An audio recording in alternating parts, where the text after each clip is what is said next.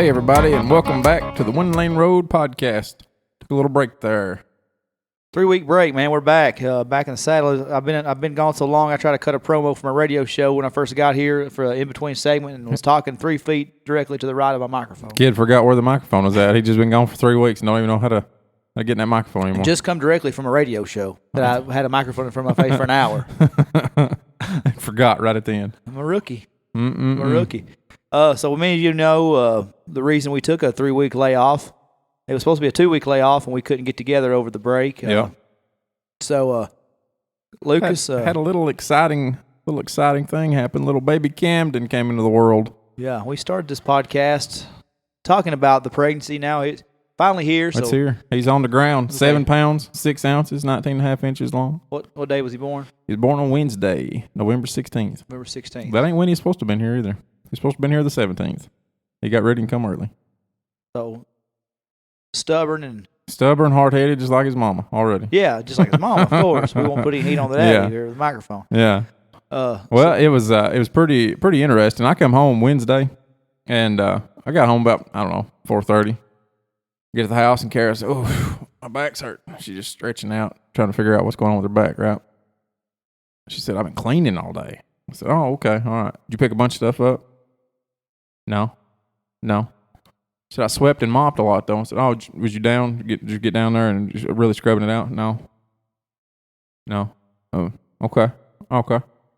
You don't think you're in labor, do you? No, I'm not in labor. Which is not too far out of the question, since the due date was the next day. But he was actually the due date was the 19th. He was coming by C-section on the 17th. Oh, okay. And then we go on for a little while. She's getting ready to cook supper. I just need to lay down for a minute. I feel like if I just lay down for a minute. I said, okay. She comes in there and lays down. I said, "Hey, you want me to do something? I mean, are you in labor?" No, I'm not in labor. I said, "Well, why don't you just let me go get us something to eat? Why don't you just let me handle this today? Let Lucas handle this." She said, "Yeah, maybe some dairy burger." So I went to dairy burger. I'm down here the whole time thinking, she's in labor. She's at the house. She's in labor. I'm down here at the dairy burger, and she's up at the house in labor. I don't know what I'm doing. I don't know why I'm down here. And somebody in the house, somebody in the dairy burger said, "What are you doing?" I said, "I've got one coming."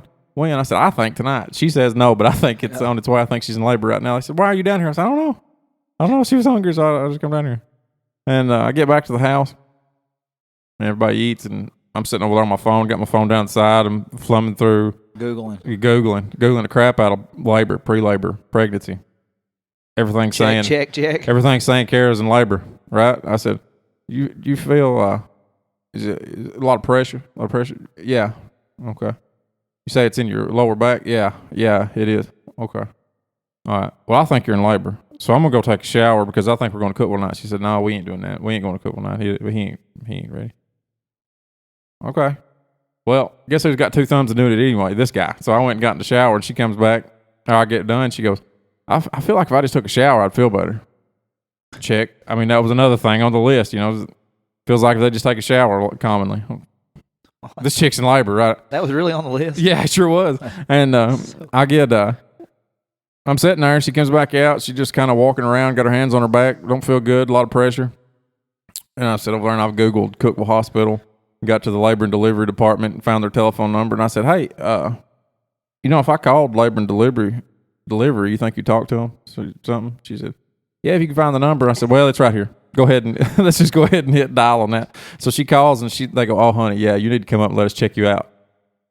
So we throw Molly in the car, take Molly down to Mom and Dad's house, open the door. It's about 8:05, something like that.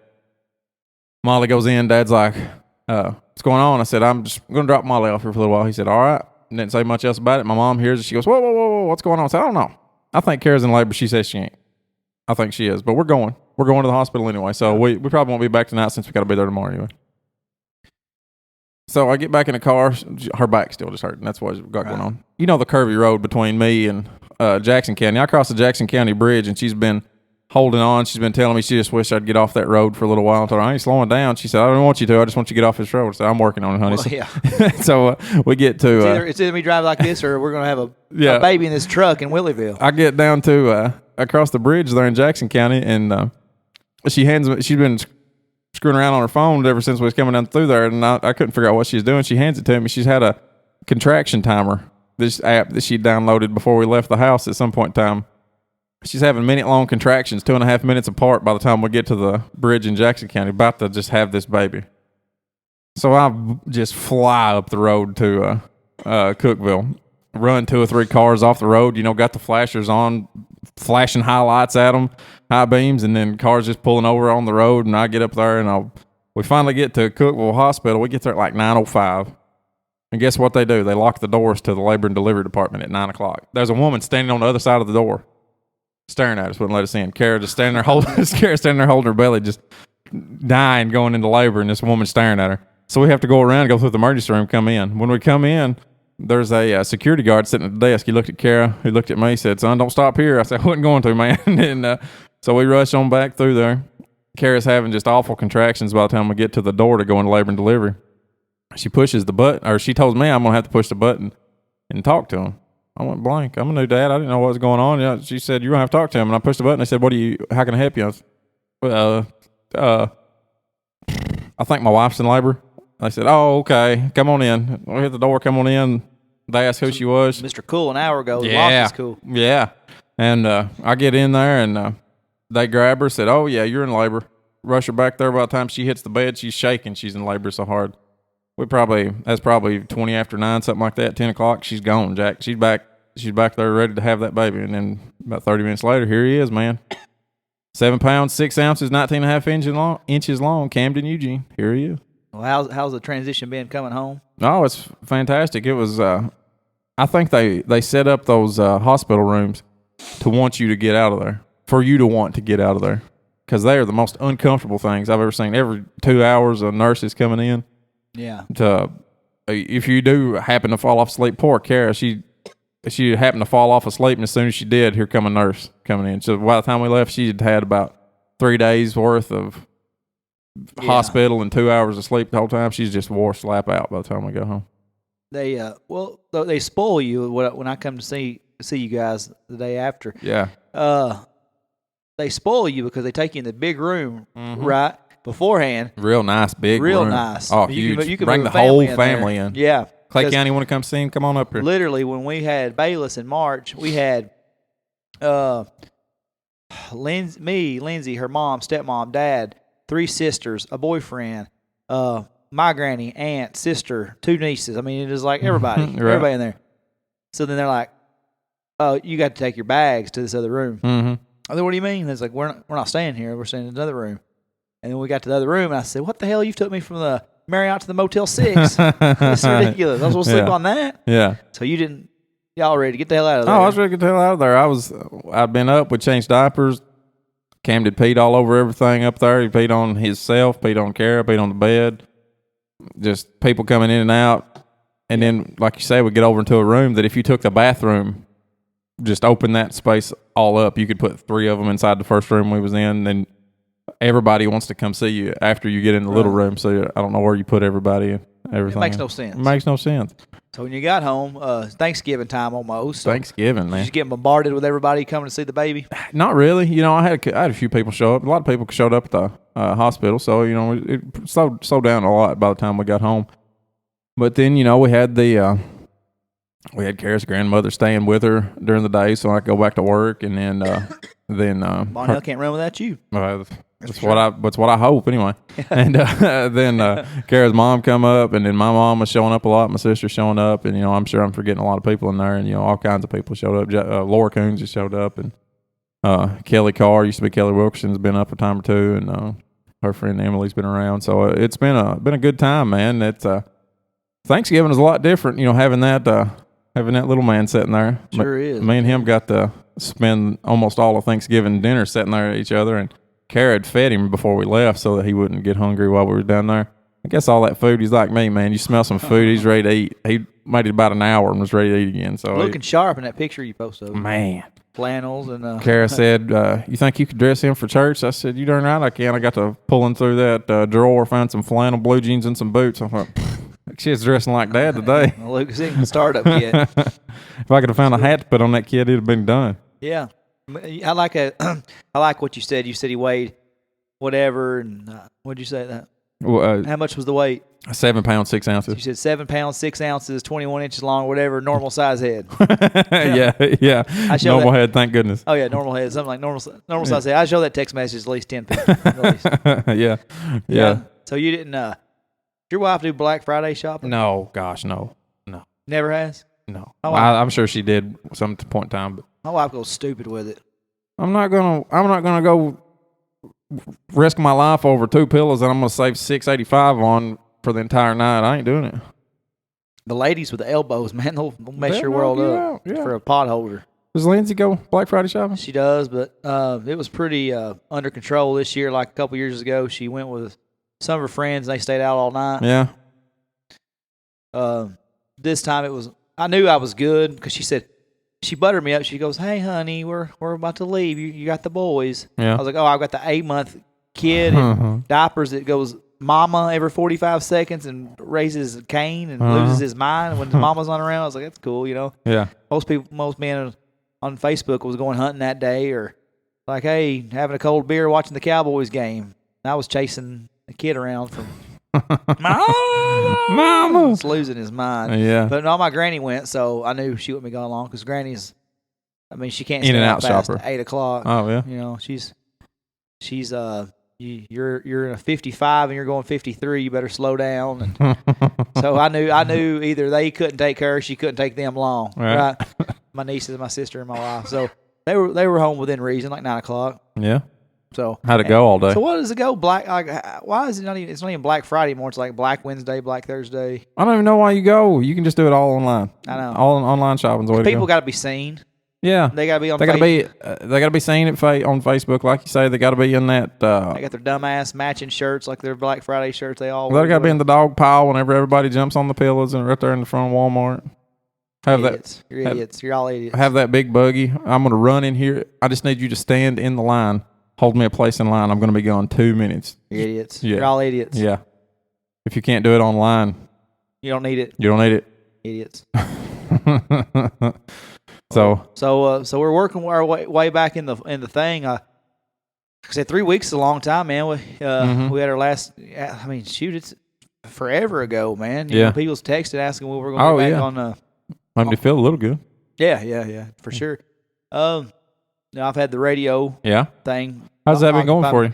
It's crazy, man. I'm spending like all my extra time on Tuesdays and early on Wednesdays. Like my lunch break, don't come in and talk to me in my office. Like I'm getting notes together. Yeah. So today was like last night and today was like super hectic. Right. Because I'm writing up transcripts for a radio show. And we're back in the saddle. Yeah. So I'm trying to figure out what we're going to talk about on my end. And then we got our guest came in last minute and agreed to come on. So it's kind of like, God almighty, like I didn't talk to anybody at work today. Every time I was caught up with something or lunch or a break or something, I was like just writing out little notes and finally typed it up at lunch. Get everything typed up, in my 30-minute lunch. But no, it's going good so far. I really hope it's picking up steam. The two bosses over there seem to be happy with everything. You had some good guests so far. Heard you today had a good guest. Yeah, the first week I had Nathan Wilson, Macon County's football coach. He came on to talk about their season, and Seth was here the other night. And he talked about Seth, and then I had the voice of the Titans who joined us, 10, 11 weeks back. Mike Keith, he gave me 15, 20 minutes there. Yeah.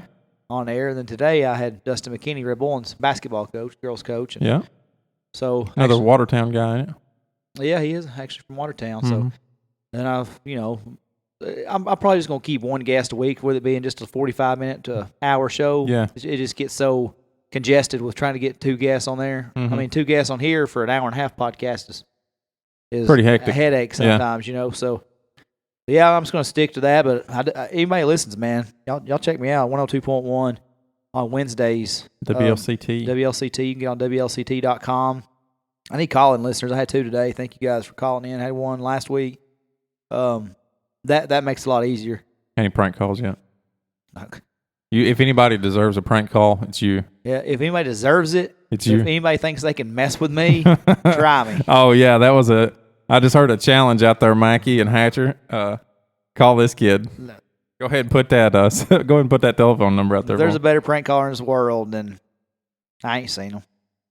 I've been doing it since the dawn of time. I prank called the Porky Shake when I was 5. Still remember it. What'd you say to him? I don't remember. So you don't remember. But I remember the call. Right. Remember that call. Hey, me and Jeremy Hammer, man, we've had some good ones. Well, there you go. Hammer time. Call him in. Call in on him. Jeremy, you don't want none. So yeah, call over there, 615-666-3000 is the call-in line. Every Wednesday, 4:15, 5 o'clock. Hear this angelic voice talking Titans, Vols, Red Bull, and Macon County. Talking them sports. Anything, any kind of sports, except for like stupid Olympic sports that nobody watches. I'll hang up on you. Yeah. Other than that. Yeah, call in and talk about bocce ball. He's hanging that phone up. What the hell that is? Hey, let's go to our first break. We're gonna come back on the other side of the break here with our guest. We've got Mary Sparr, a friend of mine, who very integral in the music business. Got a lot of great stories and stuff to share with you guys. We'll have that on the other side of the break. You're listening to the One Lane Road podcast with Lucas and DK. You're on social media. Check us out on Twitter at OLR Podcast. Check Dustin out at DREKennedy_83. You can find my page at LG Hickman21. Look us up on Instagram at OLR Podcast. And you can find our Facebook page and like it at One Lane Road Podcast.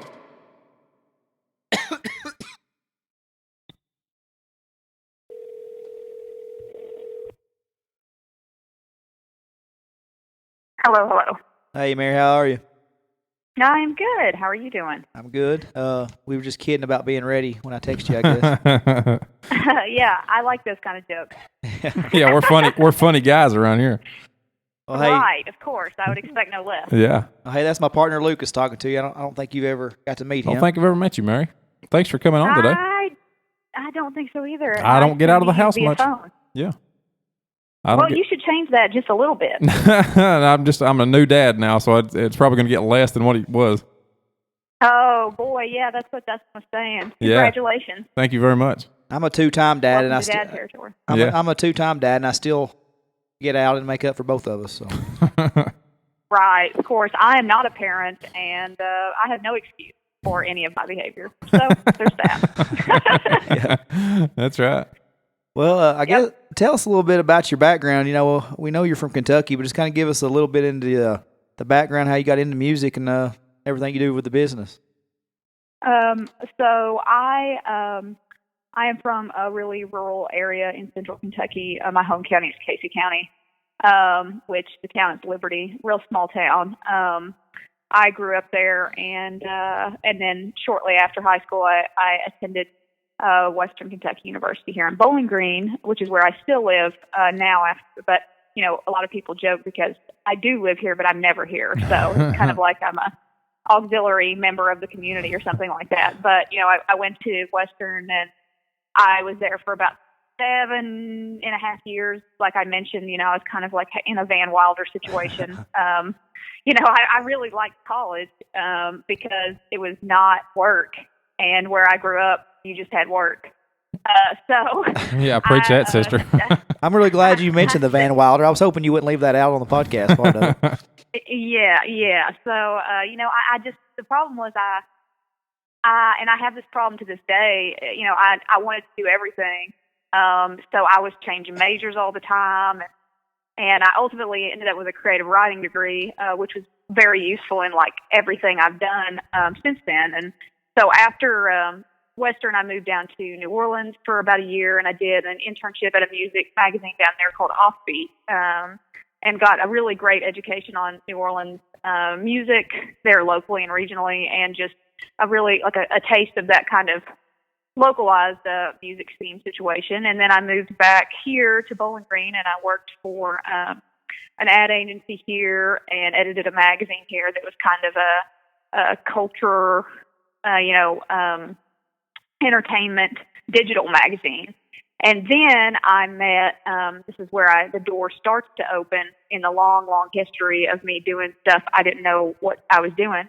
I went to interview the two designers that run the company Print Mafia here. And Print Mafia is like a design duo that they do all the gig posters for Bridgestone Arena. They worked for everyone from like, Marilyn Manson to Jack White to, just all of the big names, the Shins, just tons of bands over the years, doing gig posters was their bread and butter first, and then they started doing T-shirts and all other kinds of merch. And so I went to interview them actually to write an article for the magazine about them.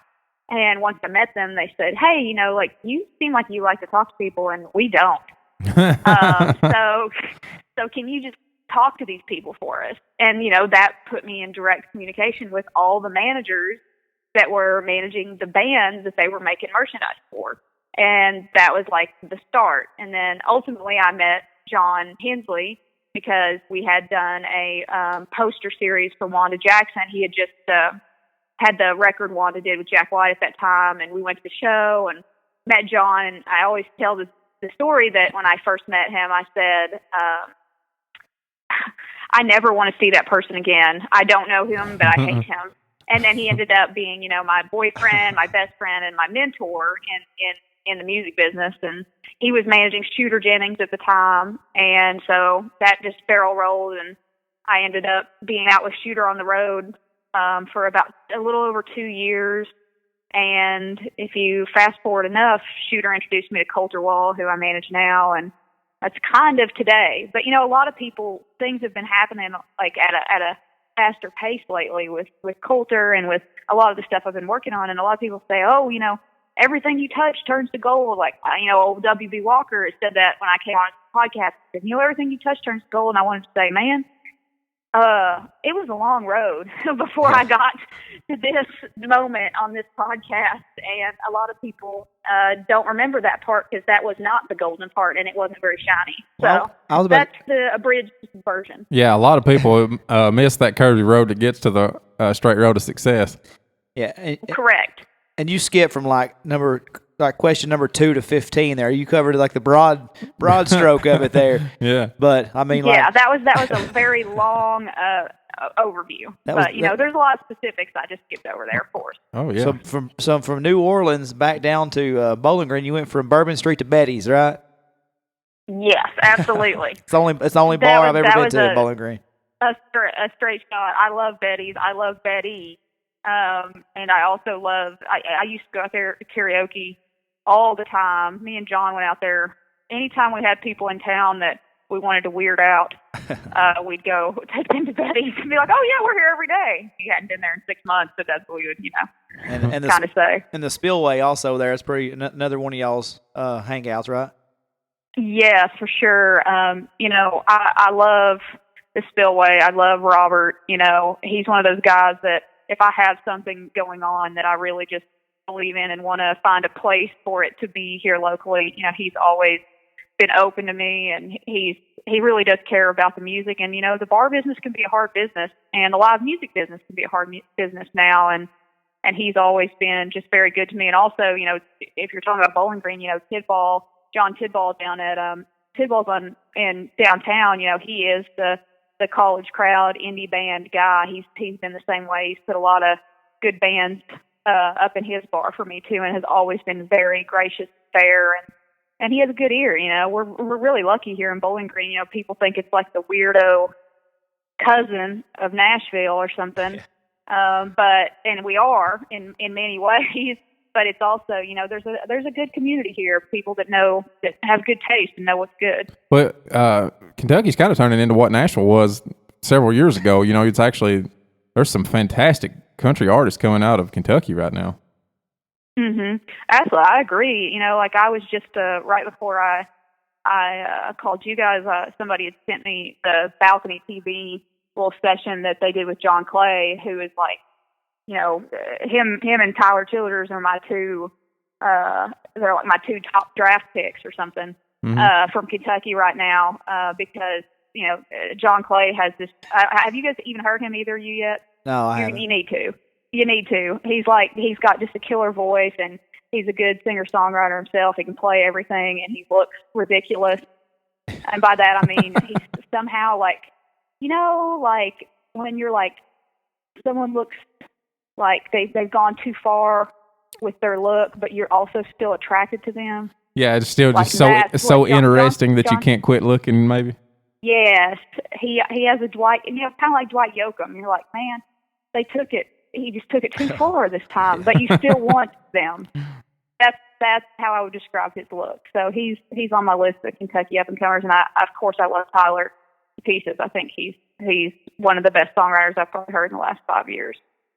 We touched on a few names here. Of course, everybody knows the big names as far as the ascension Chris Stapleton's made the last couple of years. And then one of my favorites, Sturgill coming from Kentucky, and Sunday's Best is on a lot of people's radar. And one of my personal favorites, and I know you guys got a good relationship with him.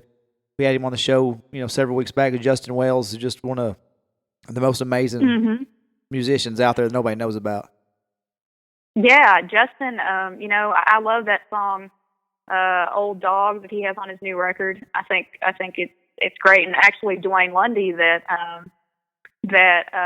cut Justin's record there in Lexington. He has a studio in Lexington. He just for my label thing. Which we haven't even got to yet, but I'll jump ahead. Justin Payne, who is a West Virginia guy, I just had him cut his EP, the Coal Camps EP, in with the same guy who cut Justin's record just about a month ago. So we're all one big gang of idiots. There's brilliance and there's idiocy. There's and a thin line sometimes, right? One big pile together. Justin's actually the one responsible, for me meeting all you guys, because it was the night of the CMA Fest where Shooter performed, and I'd run into Justin. I'd seen him at a couple other shows, and he said, "Hey, come over here. I've told this story on this podcast. I'm not going to beat a dead horse, but essentially he said, hey, we're coming over here to Riverfront Tavern to meet John and Shooter and Misty and Mary and Jesse and everybody." And I just felt like so out of place, right? But yeah. So we sat there and took a couple Jaeger bombs with John, and that's where me and him really started talking. And I know we've talked, told this story a few times with you, but it was his distinct appearance. And I stopped him, after we talked for a few minutes. I said, "Man, I don't want to be weird." I said, "But weren't you at a Mick Foley stand-up at Zany's last year?" He's like, "Yeah, how'd you know?" And I was like, "Well, you kind of stand out, and right." And so that's when we started talking about the wrestling business. And you come over, he's like, "Honey, he loves wrestling just like I do." He's like, "We're both we're geeking out right now." So we had a couple Jaeger bombs over that, and and I remember that. Then we went to the Gold Rush afterwards, and you just sat there. It's like, I guess, how did you get accustomed to that lifestyle, being from such a small town? And we're all just kind of like hanging out in the bar, and John and Shooter playing like a 55-minute game of pool that never ended, Right. And you're the worst game of pool ever recorded in history, probably. Yes, I thought I was bad at pool. These guys really knocked my record out. But you were just kind of like sitting there on a bar stool, reading a book. It was just just another night there. So how did you go from like a small town girl in the middle of rural Kentucky to traveling with Shooter Jennings all over the country?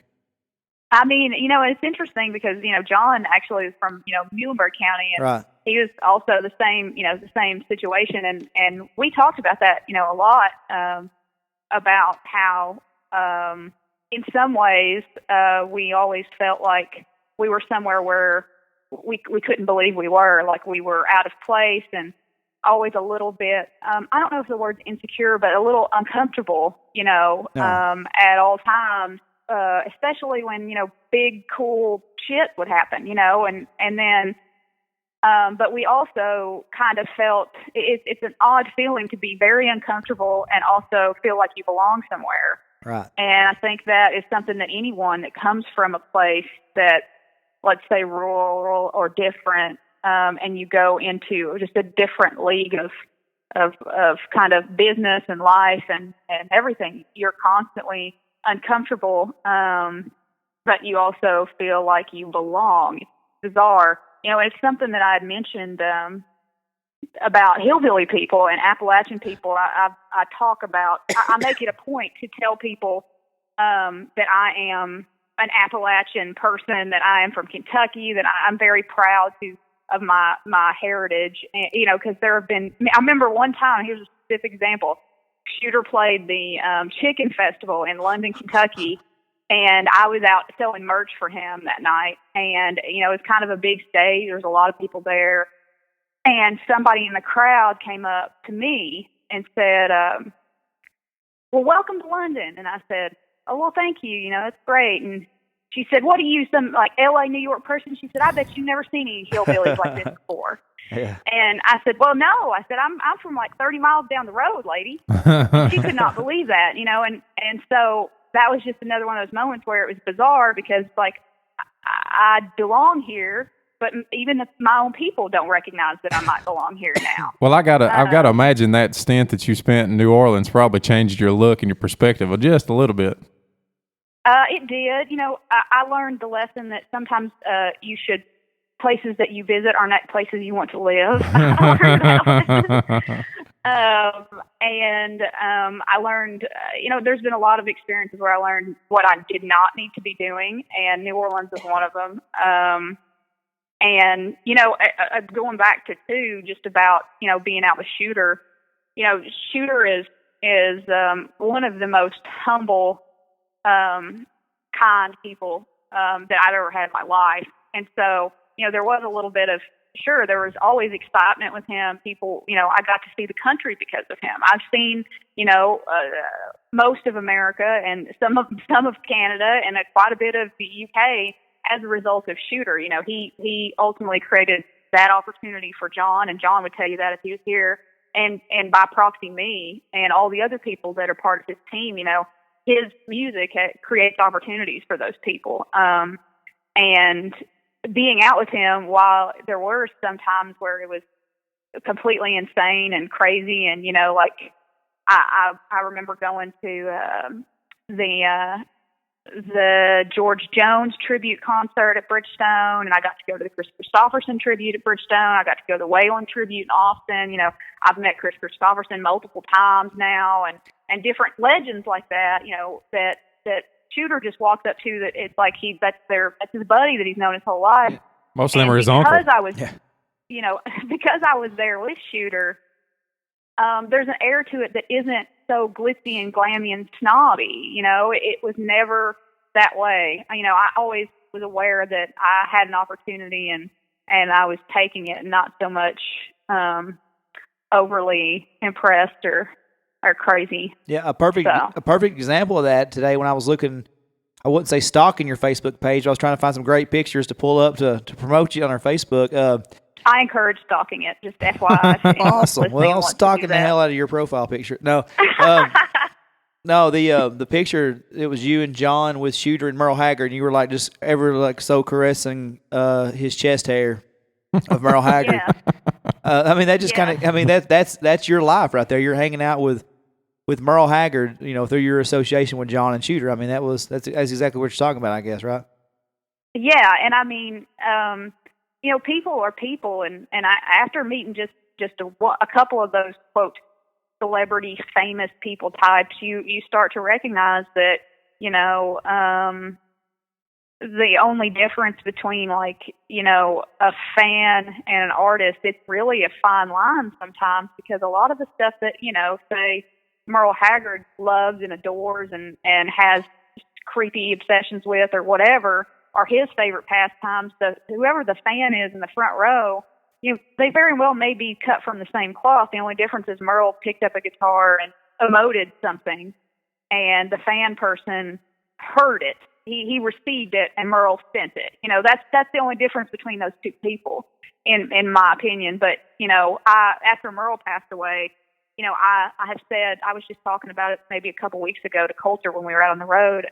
We were listening to Merle, and I was saying, now that he is gone, sometimes when I think about the fact that I got to meet him and shake his hand and tell him, The Downside is like my favorite song of his, and talk with his wife and his son and have a real interaction with him and sit down beside him and put my hand on his chest while he was still alive. Yeah. That's a big thing, and I see it now, but in real time, it was kind of like, this is just another one of the guys that Shooter knows, and this is just another guy on a bus touring around singing songs, Yeah, it's nice for that. You get to, meet guys that you grew up admiring, and that's what I really admire about Shooter is that, I'd seen him several times throughout the years. I'd followed him since, even before Put the Old Back in Country came out. I'd seen him on various things on television, and never had really had a one-on-one moment, really just, maybe at a meet and greet for 30 seconds. But, I think John for that, because after we met that night at Riverfront Tavern, he said, anytime that Shooter's around, you text me before, and he's like, you don't pay for, meeting, the VIP or anything else from now on. And that just kind of speaks of John's character, for one, meeting a person one time, and then we would text randomly about something we're going to get into a little bit later, some wrestling. Right. And then, but then, like I remember at the shed that night, he and Shooter were over by the van, and I said, yeah, where in the hell Scooter Jenkins at? And, and John's like, shit. All right, are you coming back? He's like, are you coming back now or after? And I was like, well, we'll come now. My wife has to work in the morning. So we come on back, and he just, and we all just sat back. You were doing the merch, and Misty was half passed out on a couch somewhere, and it's just John and Shooter and the opening band. I can't remember who was playing, but and Shooter's just so down to earth. I was telling him how my oldest son's name's Waylon, and he's like, well, that's got to be a cool kid. And, just to kind of have that moment with, 15, 20 minutes backstage before. Then we went back afterwards, and like 30 people bombarded the backstage, and John kicked everybody out but me and my wife and, a couple other people. And which, that's just, he's like, no, he's cool. I invited him back here. And then you get to see the real side of Shooter, even wilder side of Shooter, and he's first time I drank straight moonshine in about 5 years, thanks to him. I hate that stuff. He's like, but you can't turn it down when your favorite singer's offering it to you. That moonshine, man, the Devil John moonshine that Shooter has. I got to a point. We went to the Devil John little headquarters place in Lexington one time, and I got there. Me and Shooter and John were. I can't remember if Misty was there or not. I think she was, and we were kind of touring the place and just talking about, different kind of stuff to do with the brand and blah blah blah. And two owners came there, and I was like, "Listen, man," I was like, "Do not send another bottle of that shit to my house because I said it will be the undoing of my relationship. Like I really believe that I can't handle it, and I would take those. They would send us boxes of moonshine." Like I'm talking like 8 or 10 bottles a box at one time, and I was like hiding them in the linen closet. I was like doing just crazy things with them. It was getting to a crazy place, and sometimes they were really, John Shooters. Sometimes they were really, really wild, and sometimes they were interested in playing laser tag, and that's it. It was one way or the other, but it was a ride that I'm always going to be thankful that I had. Well, hey, we're not just going to talk about just that. We're here to talk about you. So tell us about Young Mary's Records. I mean, I checked out your website today. I follow you on all the social media, but I never had really sat down and looked at the website until today. It's really impressive, some of the stuff you got on there. Oh, well, thank you. It's kind of all over the place. I love it. I am a little bit all over the place. I'm working on streamlining things a little bit better. That's one of my December goals now that I'm off the road. But for a long time, I had artists talk to me and say, like, I had a lot of artists ask me to manage them, and I just kept not doing it and saying, I'd rather just help project by project. I will help you. Like, what do you need? Tell me, like, here's 3 things I need, and let me see what I can do to help you with those 3 things right now. And then kind of wait and let them percolate and get to a place where they were ready to take kind of a next step. And then maybe I would manage them then. Or, I think that something that's gotten lost in the business because of the way music works now is, real A&R and real artist development. Back in the day, you'd sign an artist and give them 2 or 3 records to find their stride. Like people would want to get in there on the ground level. They'd find something great. And, if they give them time, they'd let them go in the studio. They'd let them figure out what they were doing. They'd put them out on tours. They'd give them time to percolate. And now that's not there. It is a little bit. There are some of the good guys out there. An example of that would be 30 Tigers, who is like, David Bacias, who runs 30 Tigers, is a mentor to me, and he was a mentor to John, and I cannot sing their praises enough. They are responsible for Sturgill, they're responsible for Jason Isbell, they're responsible for a lot of those heavy hitter, really good quality songwriters that are out there today. But, you know, there's a lot of people that aren't like 30 Tigers, and that, you know, they give you one shot, and if you don't perform well, you might just sit there on the shelf, or, you know, it's just not conducive, and it's letting commerce dictate art. And that's something I'm not a big fan of. I think that to be a good manager, or just to be a label owner or whatever, to support an artist, you need to let the art do its thing, let it be whatever it is, and then your job is to make commerce work for the art that you have, the other way around. And right now, the reason we have pop country, bro country, crapshoot country is because commerce is dictating everything that's going on in the writer room. So my label situation kind of organically has happened because there's so many singer-songwriters I know, and musicians, and just talented people, producers, and everything that I know that are kind of in my gang. I always call it my lion pack, my team of people that just kind of help me exist properly. I wanted to create a platform for those people, and just kind of a nice community situation where I could put out music, and we could make someone an EP or whatever. You know, Justin Payne's a prime example. You know, I was sitting around in WB's little bar out in West Virginia, and Justin Payne says, "Hey, I want to do this EP, and I want the proceeds to benefit the food banks here in my hometown, because the economy is suffering and we have issues, and it's the people problem, and I'd love to do this, and I have these songs, and I just don't know what to do with them." And he was not saying that to me. He was just saying that in front of me. And so I thought to myself, hey, like, I'm going to hunt some money up. I'm going to get rid of, you know, something stupid that I have in my house that I don't need. And let's record this. And that's as simple as it is. You know, it's as simple as saying, here's something good. I want to be the conduit to make it where more people know how good it is. So that's what I'm doing. Yeah, and now you're working with another new artist that you spoke a little bit about a while ago, Coulter Wall. Tell us about the tour you just came off of and what we can expect out of him coming up in 2017. Okay, so, you know, I met Coulter about a year and a half ago as a result of Shooter, you know, actually. But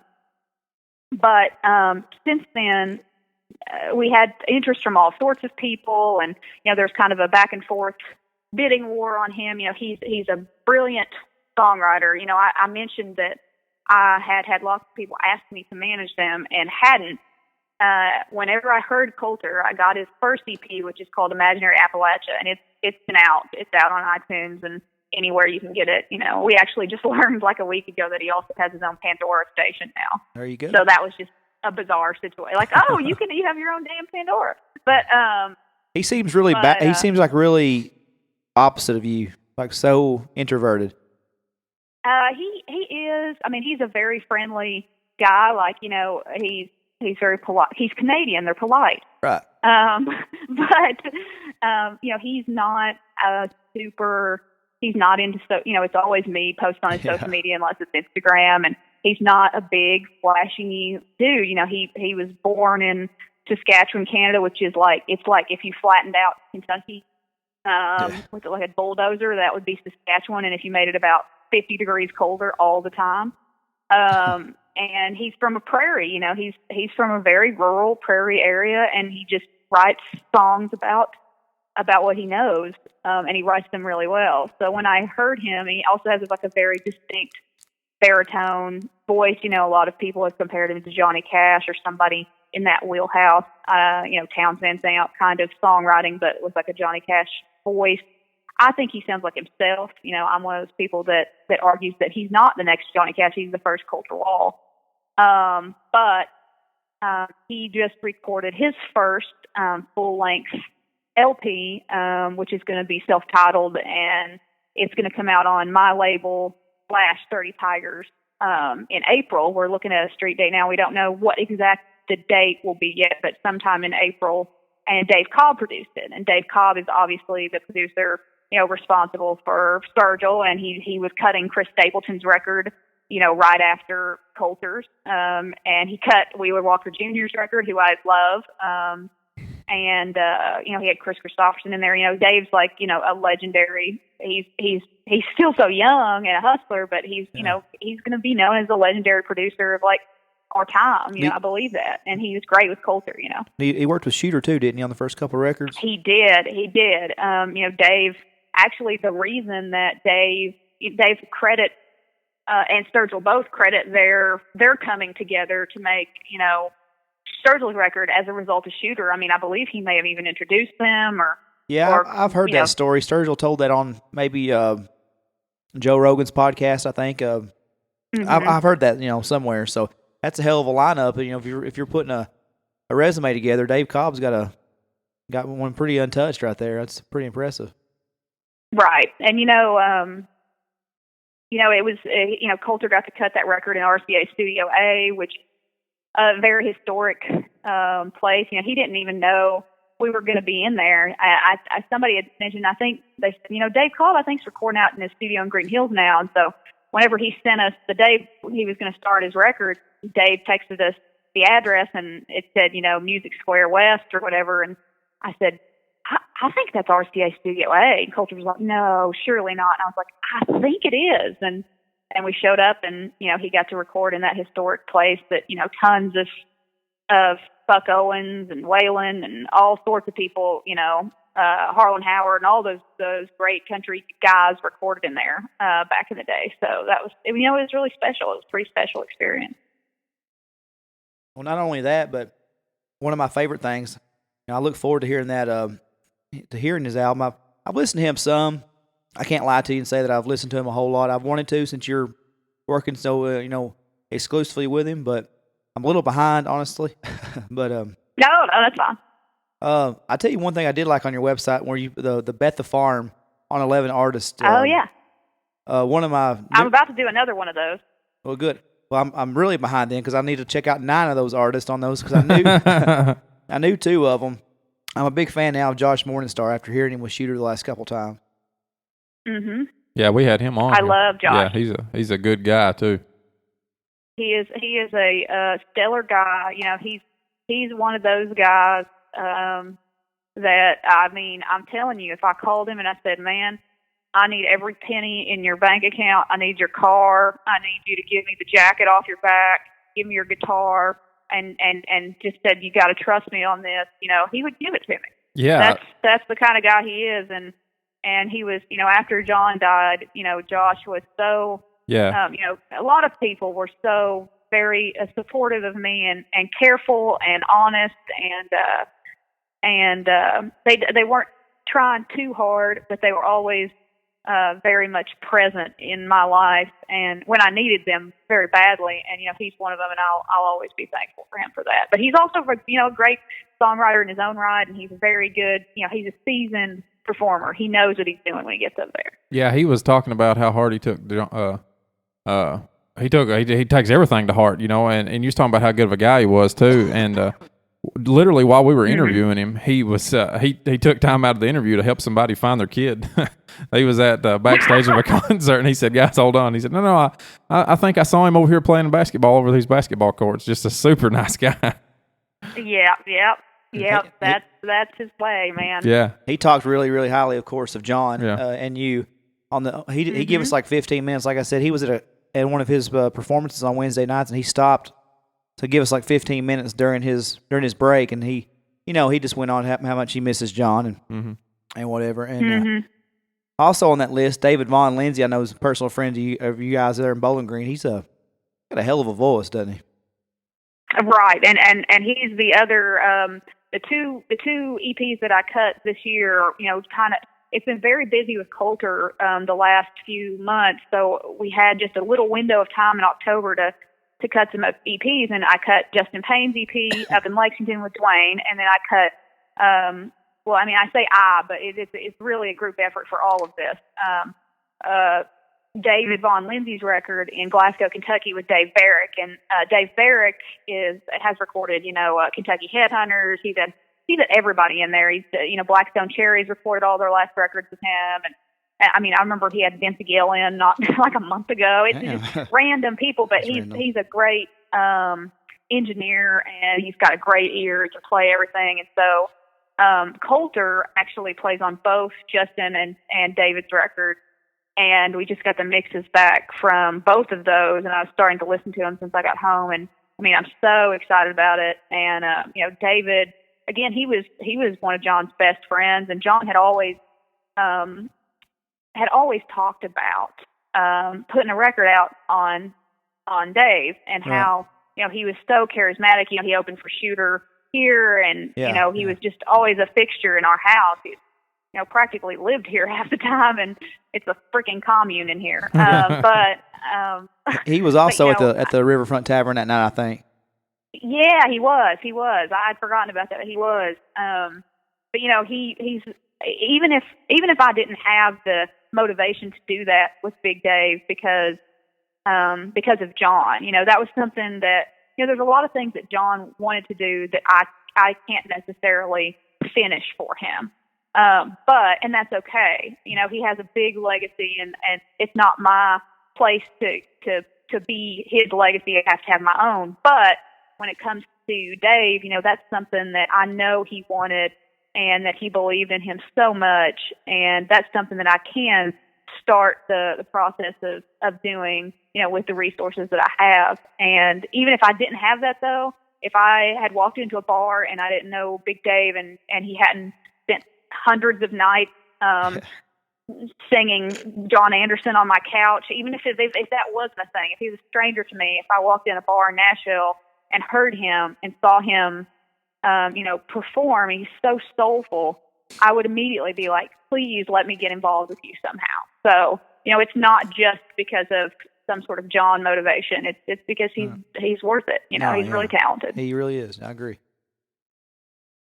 Well, I was looking at a couple more things here. We're all over the place. We've skipped all over the place. It's great. I'm sorry. That's just kind of what you get with me. Hey, well, that's what you get. It's just a thing. Yeah, I've got a question for you. Something that's interesting to me. This hashtag and quote you've got: "Never refuse a muse." So, how'd you come up with that? I mean, is that just been a muse to a lot of people in your life? Well, that's something that, because it's interesting you ask that now, because of me being quote unquote all over the place, and there just being a lot going on all the time, people would always ask me what I did for a living, and I would never have I would have to launch into this big thing that you guys just dealt with here and lived through, and explain well, I do this and I do this and I do merch and I do sales for this merch company. I do this and I do I manage artists, and I also have this label thing, and then I have I do social media stuff for people, and blah blah blah. It was just crazy. And so a friend of mine, I don't even remember who ultimately said it, but I might have been in a group thing, said, you're kind of just like a muse to these people, like you're a modern day version of that, because they come to you and they say, here's what art I want to make, and you facilitate that. Mm-hmm. So I kind of just created that as a catch-all, instead of going through my spiel that makes people want to pull their hair out and makes me sound like I'm a crazy person, which I am. But there's a method to it, right? Method. Yeah. I'm glad you cleared that up, because Lucas asked me when we were looking over your stuff today. He says, "What does she mean by this? Never refuse them. Like, what does she mean by this?" I went, that's a damn good question. I see on a post she posted on everything, and I've never really thought about it that hard. So I just but that's her thing, so you can ask her. And it's interesting. I started doing on my Instagram stories. I started doing my 5 muses of the day, and doing 5 things that made me motivated that day or interested me or whatever. And I just did that. I don't even know why. I just did it for the heck of it, because there were so many things going on. I kind of wanted an organized diary of it, instead of me just saying, "Oh, look how cool this is!" Like right now. I kind of wanted to say, here's the 5 things that I really want you to know about today. No, and a lot of people responded to that and started doing it kind of themselves and saying, this is my muse of the day, or this is I've been very surprised and grateful that people kind of stuck to it, and they were like, what is it that's making me go today? I should credit that. I should be vocal about what it is that keeps me going. Well, I will say this, and to quote the great Bobby the Brain Heenan, I have no reason to lie unless you're going to pay my mortgage.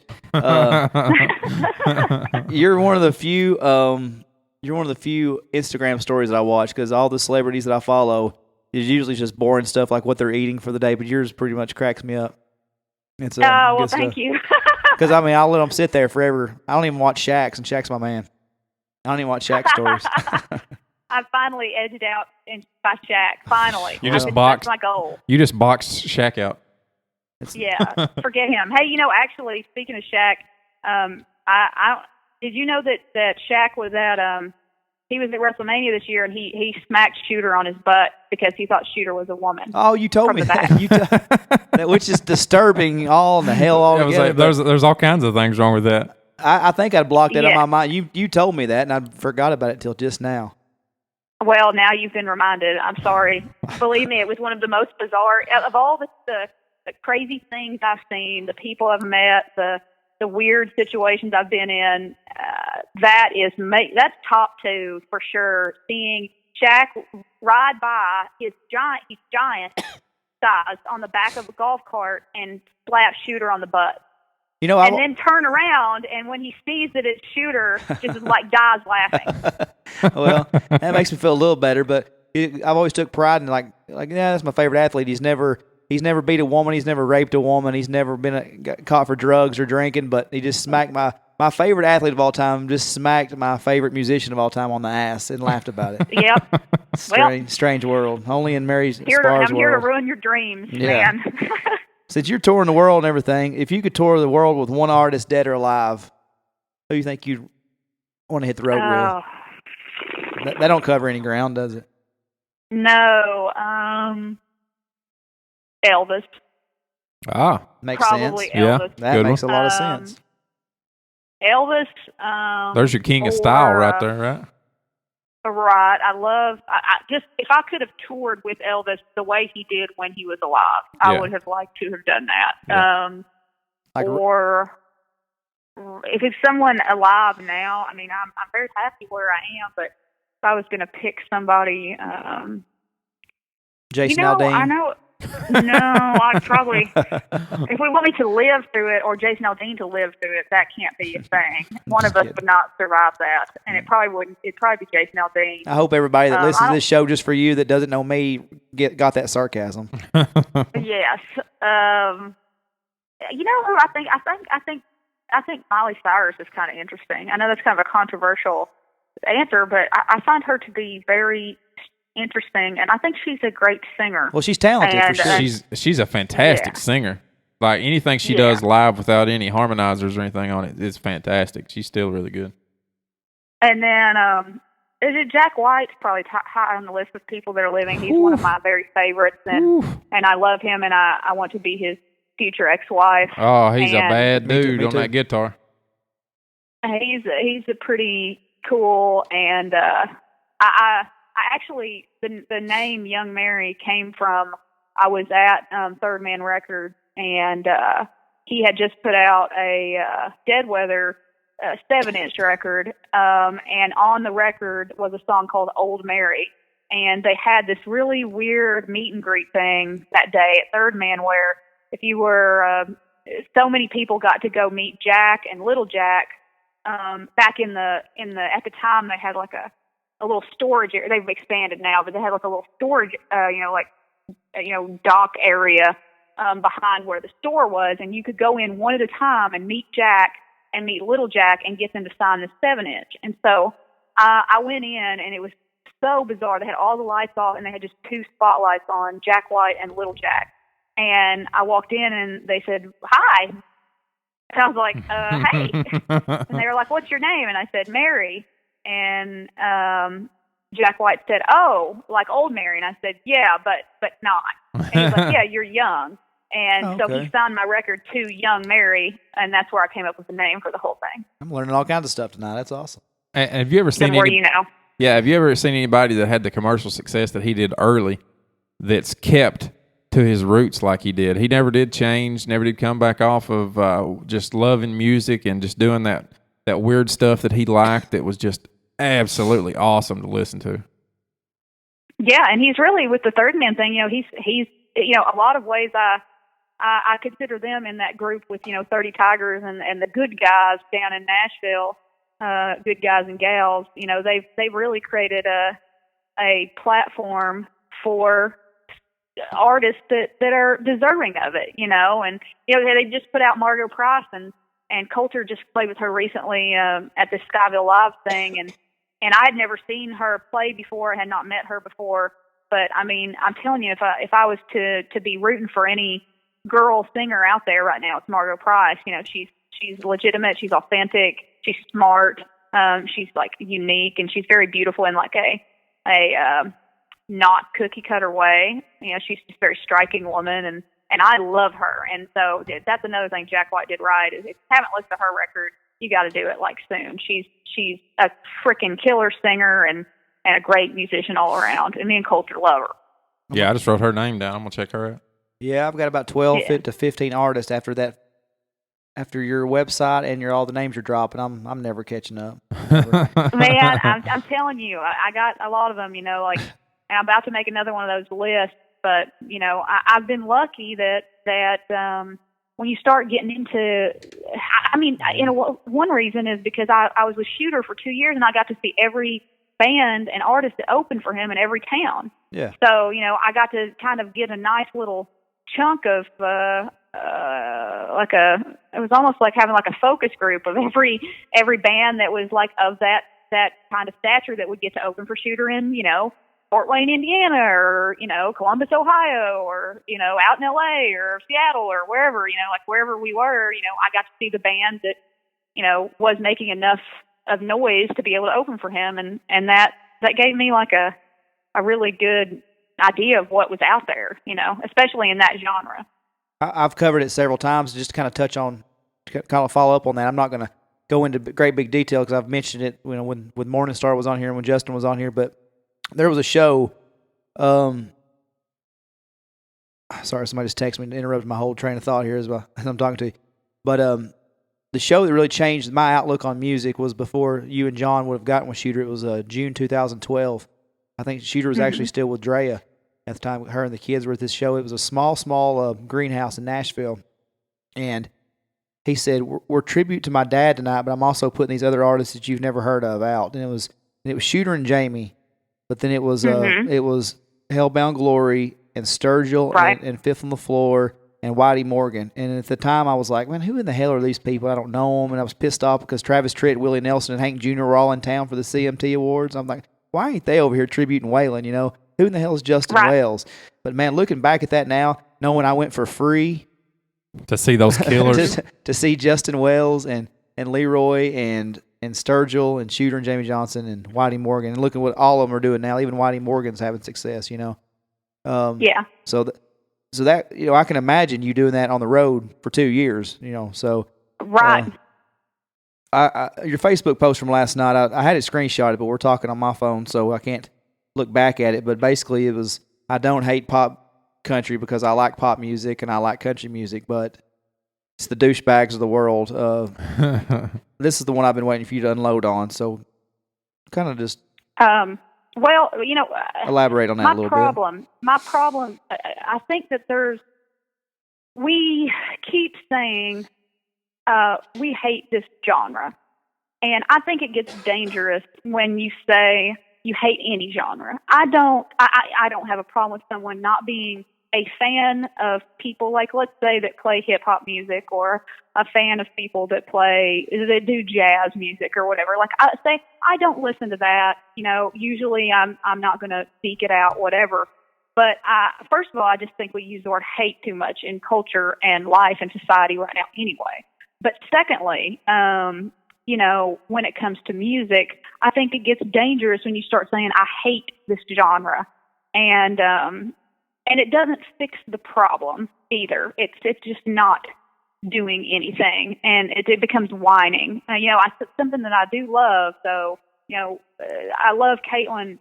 Over at We Hate Pop Country, she has this website, and she's used the phrase "We Hate Pop Country" as a device and a vehicle because she's over there with this huge following, and she's tearing down. Admittedly, the guys that are in that genre doing the bad crap, but she also all the time puts up these artists. She put Coulter up there. She's put Josh up there. She's put lots of these underground guys up there and given them a platform. And I love her and I respect that whole thing. So don't get me wrong that I have a problem with that whole vehicle there. But I do think it's dangerous when we say, well, I hate country radio. I hate this. What we hate is that the machine is putting out music that is equivalent to just slop. Like when we look back in 30 years and 40 years at this time and look for the pillars of what country music was right now, it's bothersome to me that we will say, oh, the pillars of country music are quote unquote top country bro guys, like Luke Bryan and Jason Aldean and a lot of people give Eric Church a pass, and I will say that Eric Church has he's mostly missed with me still because I do not think his writing is that good. He has a few here and there that creep in that I think, okay, that's at least he's batting okay for me. But giving him a full-scale pass, I think, is still a little bit ridiculous. His first two records, to me, not to cut you off, his first two records seemed more genuine. The Sinners Like Me album and the Carolina album seemed like, especially Sinners Like Me, was more genuine. And like, I've met him. I met him at the Wayland Tribute in Austin. He's a great guy. And, like some of these guys, I've heard nothing but good things about Luke Bryan and how he's an excellent, charismatic human being. But to me, and that's another thing, I don't feel the need to tear down someone personally. I hate that. I do feel the need to tear down their music when it is truly manufactured crap. Like I'm not going to sugarcoat that and be like, oh, this was just at the time, or this was just what was, whatever. What's popular, that's great. But the problem is now you're just manufacturing piles and piles and piles of just garbage. It's not just that it's not good writing in general. I'm fine with a lighthearted pop song. I'm totally okay with it. I just said I wouldn't mind to hang out with Miley Cyrus. Of course I like a lighthearted pop song. But, when it comes to pop country, and I used in my Facebook status the example of Jessie Coulter, I'm Not Lisa. Right. That's a pop country crossover song from back in the day that is a brilliant example of what could be great if you had pop country that was quality songwriting and could still be accessible to lots of people. But, I can't stand it. It's just taken me to a place of, and something that I hate. I know that's like I said I should use the word hate, but I dislike greatly about this is right now there's this thing in Nashville where pro country / pop country people are aware. They're self-aware enough to know that what they're doing is uncool in certain circles and whatever. So, like, I was at a hockey game, actually. One of the owners of the Nashville Predators had me and Coulter come up to watch the hockey, one of the finals when Nashville Predators played. We're up in this box, and there's all these singer-songwriter guys up there, musicians, a lot of pop country guys. And this girl comes up to me, and she says, introduced herself, and, somebody told her I was a manager, and she said, oh, I'm signed to Warner, and blah, blah, blah. And I said, oh, okay. I said, what kind of music is it? Is it pop country? And I did not say it with even one hint of sarcasm, or I was just asking, like, assuming it probably is. And you know what? If it was pop country and it was good, I don't mind that it's pop country. And so I said, is it pop country? And she said, oh, no. And I said, oh, well, like, who like, she's like, oh, I like more of the kind of like the traditional kind of girl singers from back in the day. And I said, oh, like Jessie Coulter. And she said, no, kind of like a Shania Twain, which first of all taught me what age group I fall in. But second of all, I was like, oh, okay, that's fine. She's like, but I also love, Emmylou Harris, Dolly, some of those, and so I'm thinking, oh, okay. So she gives me her card and her name or whatever. And when we left the hockey game, I got in the car and I looked her up on YouTube, and her first song was called Bow Chicka Bow Wow. Oof. And I was thinking to myself, like, why did she feel the need to just not be honest about what you're making? I had the same problem with Cadillac 3. You know, like everybody's talking about how great they are, and I saw them play at a Skyville thing. I'd never seen them play. Everybody told me before I got there, oh yeah, they're different. They're like the other guys. And they played a bro country song. They played a bro country song. It was like Go Down to Dixie or Dixie in My Pants. I don't know what it was called, but I did not care for it. And then after they got done playing it, they said, hey, we're out here and we're so glad we're not down in that CMA garbage downtown. And then everybody claps and applause. And I'm like, they just played basically a Jason Aldean cover. I mean, how can you be so far removed from yourself that, you know, I just wish people would be honest and realistic and also just really care about what they're putting out there, you know? Like, you can't, and I think it's on its way out. I really do. I believe that because of the political atmosphere that we have in this country, because of the social atmosphere we have in this country, that there is going to be a good, nice shift in country music and all music to an authentic place. And I hate that word too because people have used that word incorrectly to describe artists to make them seem like they have something going for them, that they're genuine. And but I mean it fully. I mean real deal stuff. I think that a shift is coming because of all the other things that are going on right now. That's funny you bring up the Cadillac 3. I have a friend here who plays music locally, and he's played with Jaron from Cadillac 3, wrote some songs with him.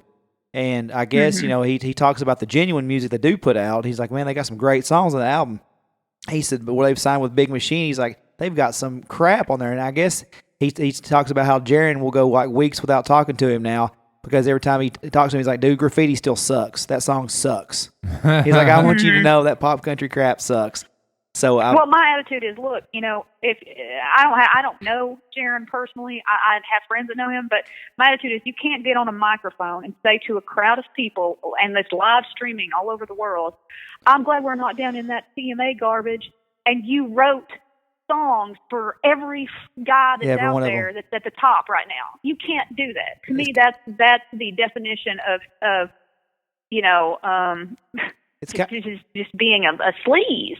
So I'm just not, you know, that's what I don't like. It's kind of similar. And maybe that won't work for me in the music business, but thus far, me being myself and a straight shooter, and the people surrounding me being ourselves and a straight shooter has been very beneficial and refreshing. It's kind of similar to what Aaron Lewis done when he was on the stage dogging all that music, and he himself is signed to Big Machine record label too. So yeah, very contradicting. But my stance on this music has always been the same thing. Where Lucas and I were from, just like you, real rural community. We graduated with 20-something people. There's nothing to do here but drink beer on back roads with good-looking girls, right? And listen to country music. I mean, so I get it. You know, I get what Luke Bryan is talking about. Actually, I can relate more to some of their songs than some of my own favorite artists. Like, you know, I can relate to it, but my whole stance is if you're putting a record out and there's 12 songs on it, all 12 songs don't have to be about getting in my jacked up Chevrolet and going to the field with the girls with her. And I've been going to Bonfire for 20 years, and I've still never seen a girl in cut-off shorts with a tied-up flannel shirt dancing on the hood of my truck. I've been lied to by country music for the last 10 years. Yes. But the thing is... It's a caricature, and it makes...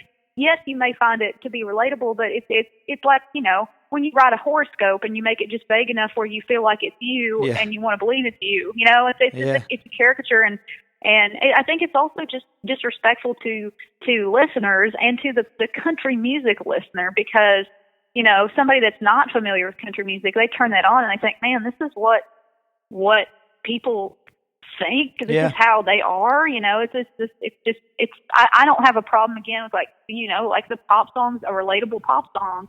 You know, I love Adele. I will listen to her all day. But I'm at the same time, you know, like you said, there should be some depth of character and thought into a record, you know. For everybody that I meet that's a Luke Bryan fan, I say, go listen to Chris Knight.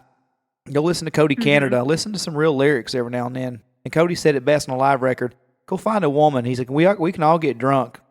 Who gives a shit? He's like, go find a woman, fall in love, and write a song. Tell me how much you love that broad. I love Cody Canada. I just think that it's music like that'll always stand the test of time. When, like you say, this stuff hopefully is going to be dying off soon.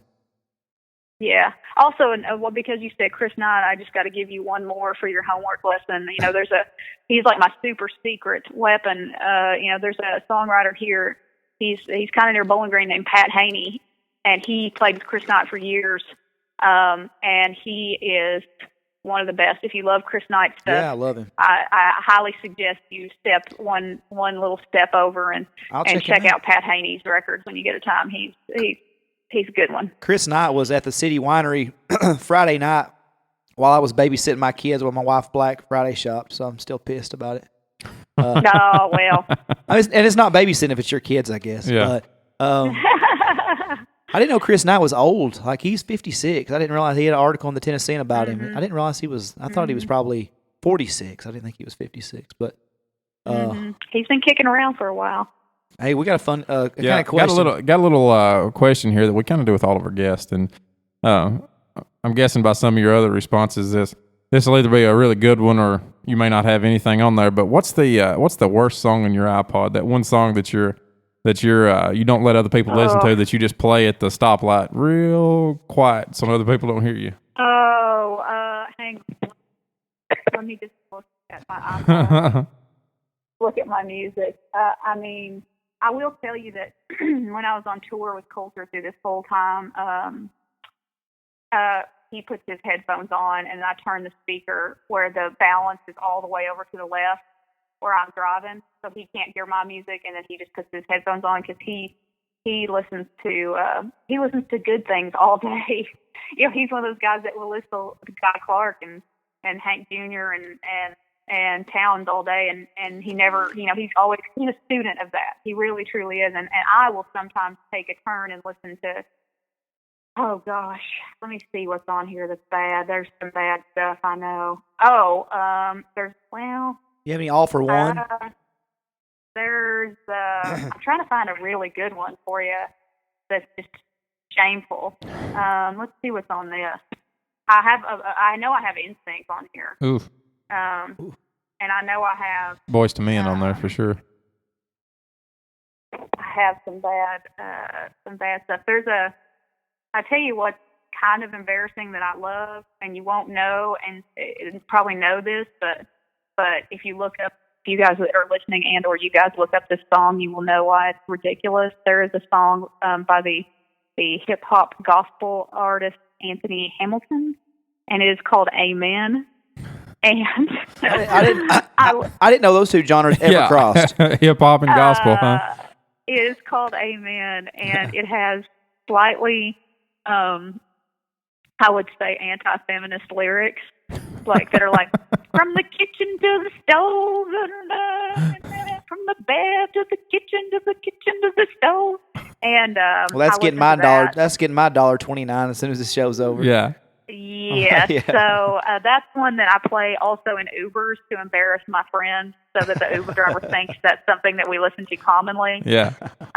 So that might be worth going down the rabbit hole, because it's one of those songs that if I listen to the words, it is the opposite of everything that I believe in my soul. Yet I still just am like, yeah, make her go to the kitchen. It's disturbing. I gotta check that out. So maybe that. Yeah, that's a good one. Hey, I gotta ask you. Getting back into, I kind of saved this for one of our last segments here, but so when John and I were sitting at the bar at Riverfront Tavern, and he said, have you ever met Ric Flair? And I was like, yeah, he was awesome. He was great. I said he told me to meet him after the show. We go drink Miller Lite and red wine all night long. He goes, God, he was such a dick to me. He made me cry. He did. Well, that was the difference. I met Ric Flair at 11 a.m. and we met him at about 11 p.m. Yeah, I met Flair. Yeah. He met the Nates. Yes. Like Josh Green, I'm telling you, he's a friend of mine, and he was also present he also was made to cry from the Ric Flair scenario, and it was very, very. We went to WrestleMania Let me cut you off. How did you get a connection? I know that you're friends with Joe Henning, who plays Curtis Axel on television. Mm-hmm. Was that your initial connection, or was it Mick Foley? Well, I had met Mick many years ago at a thing here at Western, and then I met him again later because Shooter cut, the 7-inch story thing on Mick. But Shooter, Joe Hennig, he had tweeted something about Shooter, and John saw the tweet, and he responded to him, and they got to talking, and Joe said, "Hey, why don't you come down to WrestleMania?" And John, of course, he was a huge wrestling fan. Yeah. And it was funny because, when Curtis Axel debuted on Raw, that was when John and I just started dating, and he was making me watch Raw every week. I had always known about wrestling. My best friend Brandy, she had me watch tapes of old WrestleManias back when I lived when I was in college, and I would never really pay too much attention to him. But then when John came around, he was getting me to watch Raw every week, and I remember, when Curtis Axel debuted, he came out and John said, "Yeah, his dad was Mr. Perfect," and he said, he's like, "I like him." He's like, "I found him to be really, really interesting for some reason." I said, "Yeah, me too." I was like, "I don't know what it is, but I'm for that guy." He didn't do anything just crazy that made me be for him, but, we had talked about him on TV, and then, fast forward a few months, and he tweeted about how much he listened to Shooter and loved Shooter, and then we got to be, good friends. Brooke, his wife, is one of my best friends, and I love a bunch of those wrestling guys.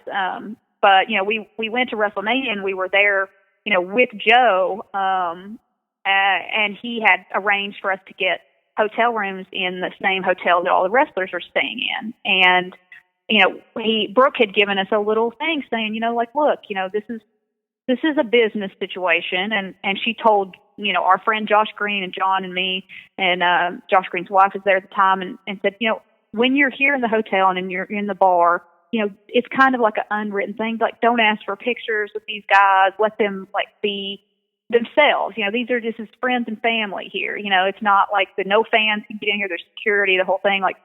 Don't ask for pictures and stuff. And so what ultimately happened was, we were in the bar, and actually John and Josh were talking to Jerry Lawler, who had a very interesting promoter career doing country music stuff, before he was involved in wrestling so heavily.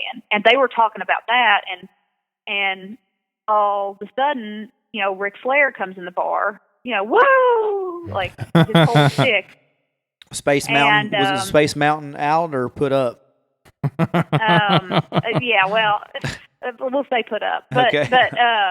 but he comes over and walks right in between John and Jerry Lawler, and hey, and Josh Green, that's his idol, and he can't help himself, and he says, "Oh, Mr. Flair, it's such a pleasure to meet you. Like, can I get a picture?"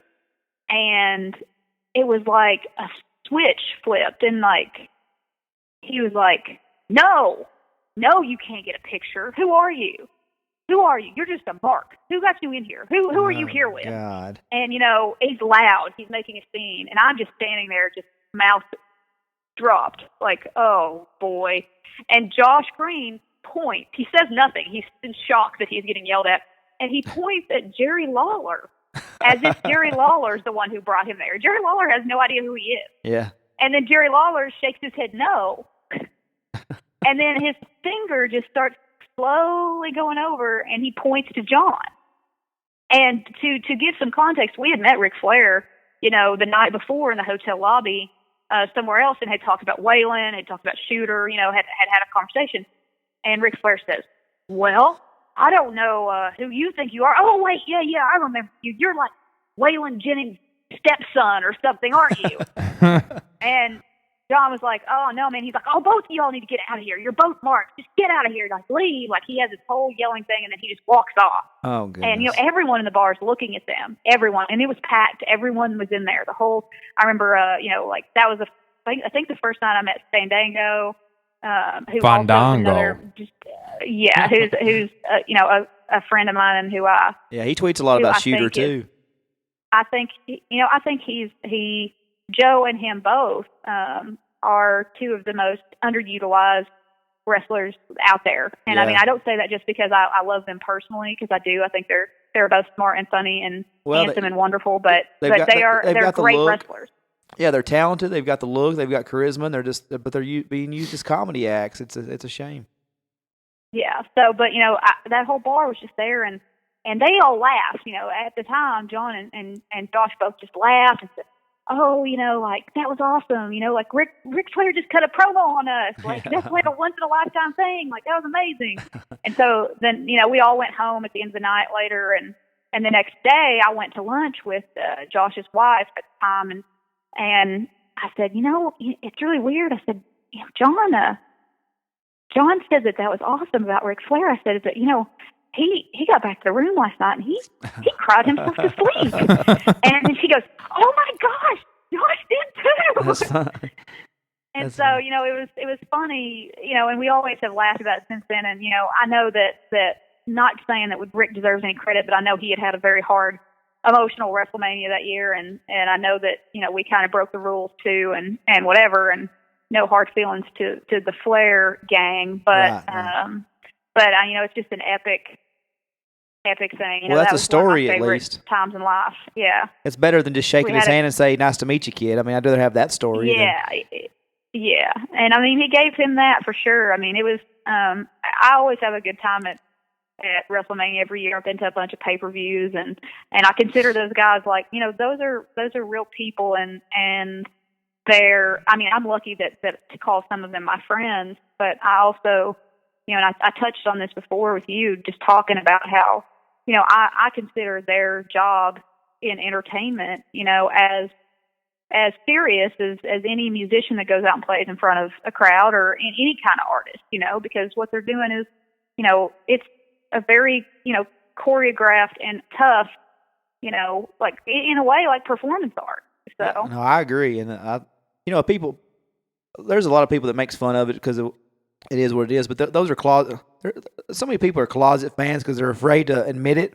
But it is an art. Mm-hmm. It takes talent, the toll it takes on their bodies, and being away from their family. It's just, it's amazing what they do. And I've been a fan since I was, 1986, 87. I was born in December '83, so I've been a fan since I was 2 or 3 years old. And I don't watch it as much. I probably don't watch it as much as you, or I don't keep up with it much anymore. I'll keep up with it on Yahoo, and I'll record Raw, and I'll just fast forward through a lot of it. But are you going to see those guys? They're coming to Nashville next month. Is Joe on that tour? I don't know. I don't know which one, because the brands are split still right now, I believe, and I know that Fandango's on SmackDown. I believe Joe is on Raw, and another guy I love that's on the roster is Heath Slater, another underutilized guy, who's very, very charismatic and a very, very talented wrestler. I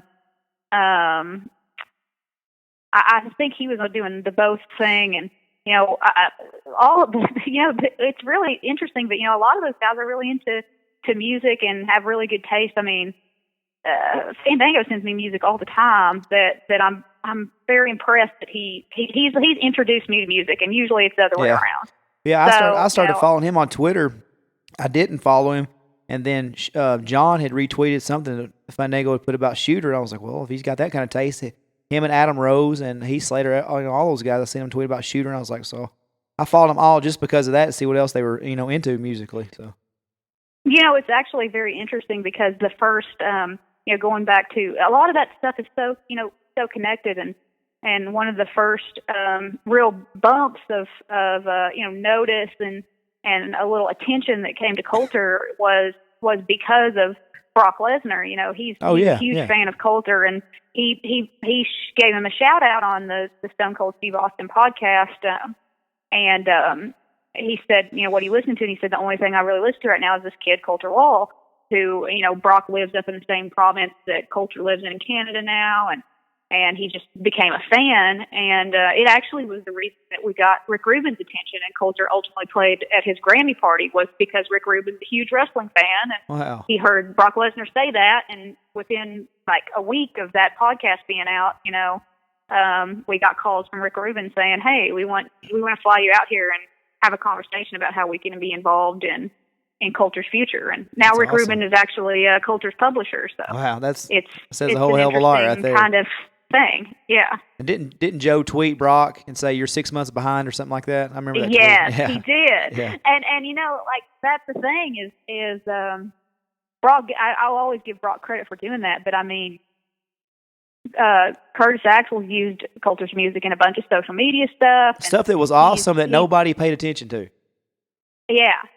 So you know those again. It's something that we.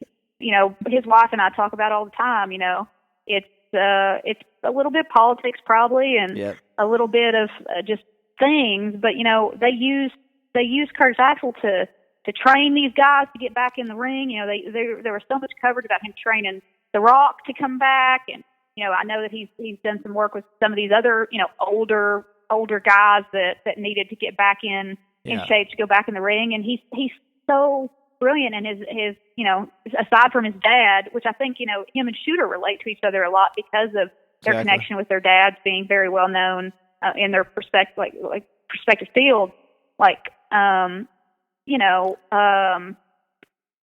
It's just beyond me.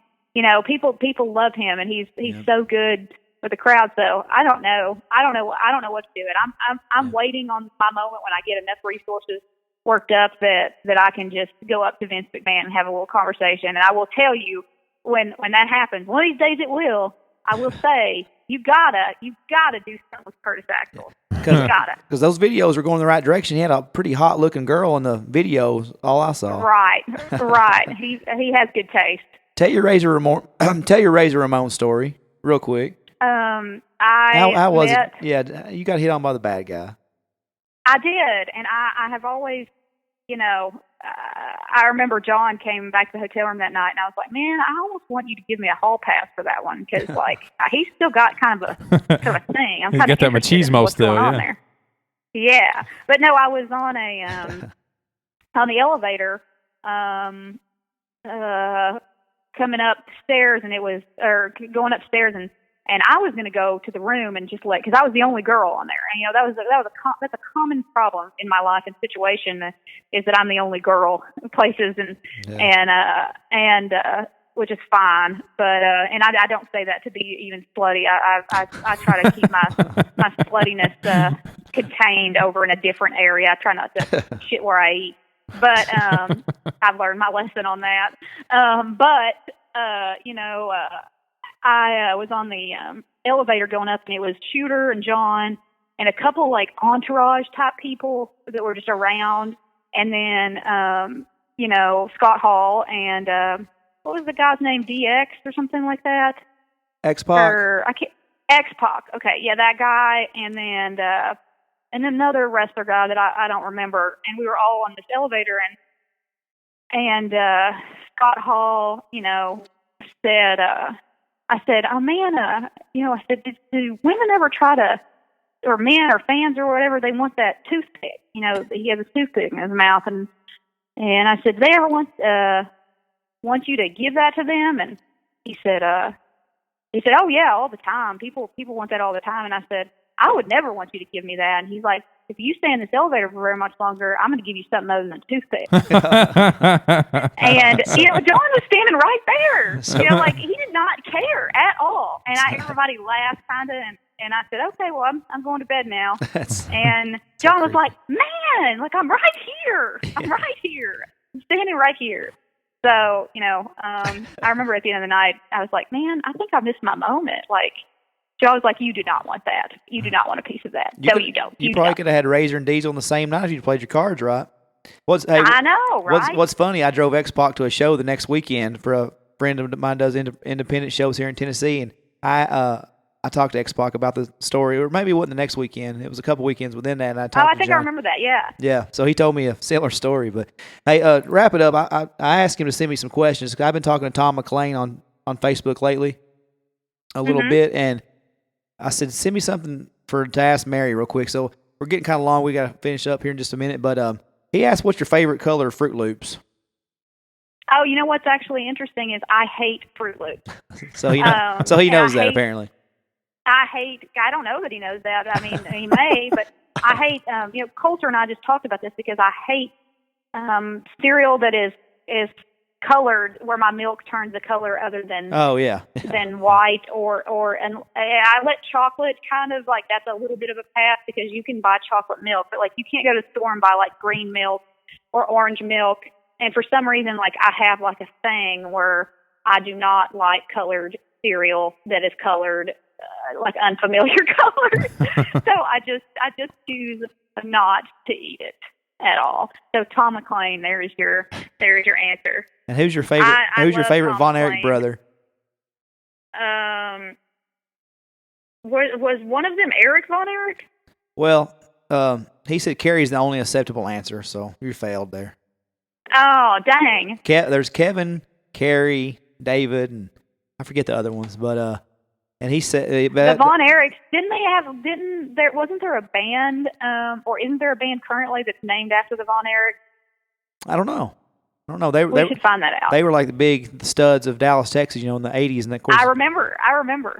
I think that I didn't remember their names, but I remember them being a thing. Aren't all the Von Erichs dead except for one of them or something? Yeah, they all committed suicide pretty much, or overdosed. Carrie committed suicide actually. He asked if you knew which appendage Carrie Von Erich was missing. It's a foot. Is he missing I'm hoping it's something gross. No, it was his foot.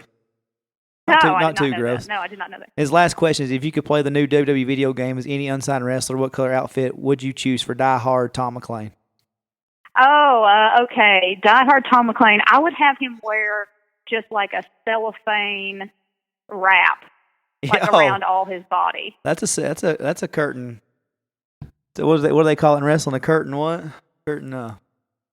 I can't remember. I'm so messed up by these questions. Yeah. I think he should wear just like all cellophane and maybe like a helmet over his face.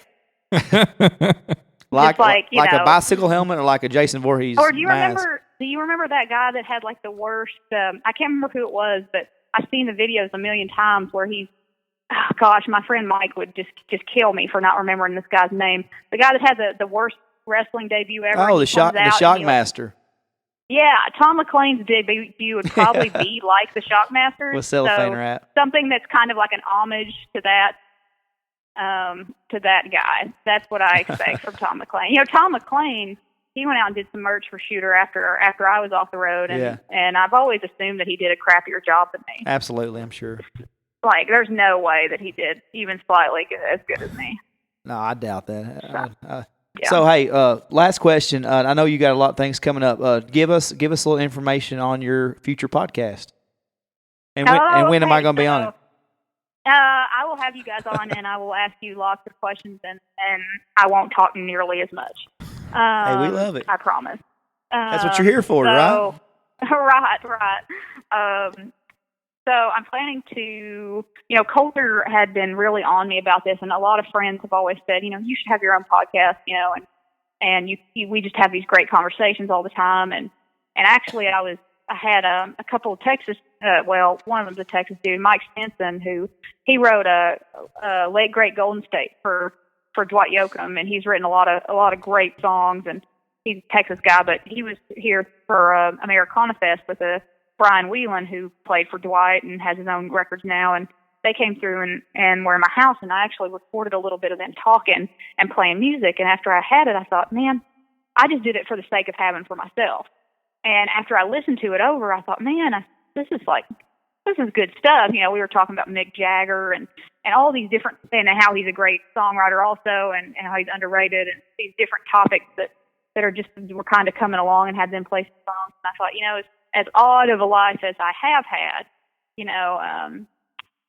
and the strange situations that I find myself in, I wish that I had been doing this all along, kind of, and to a certain extent, Shooter and his radio show was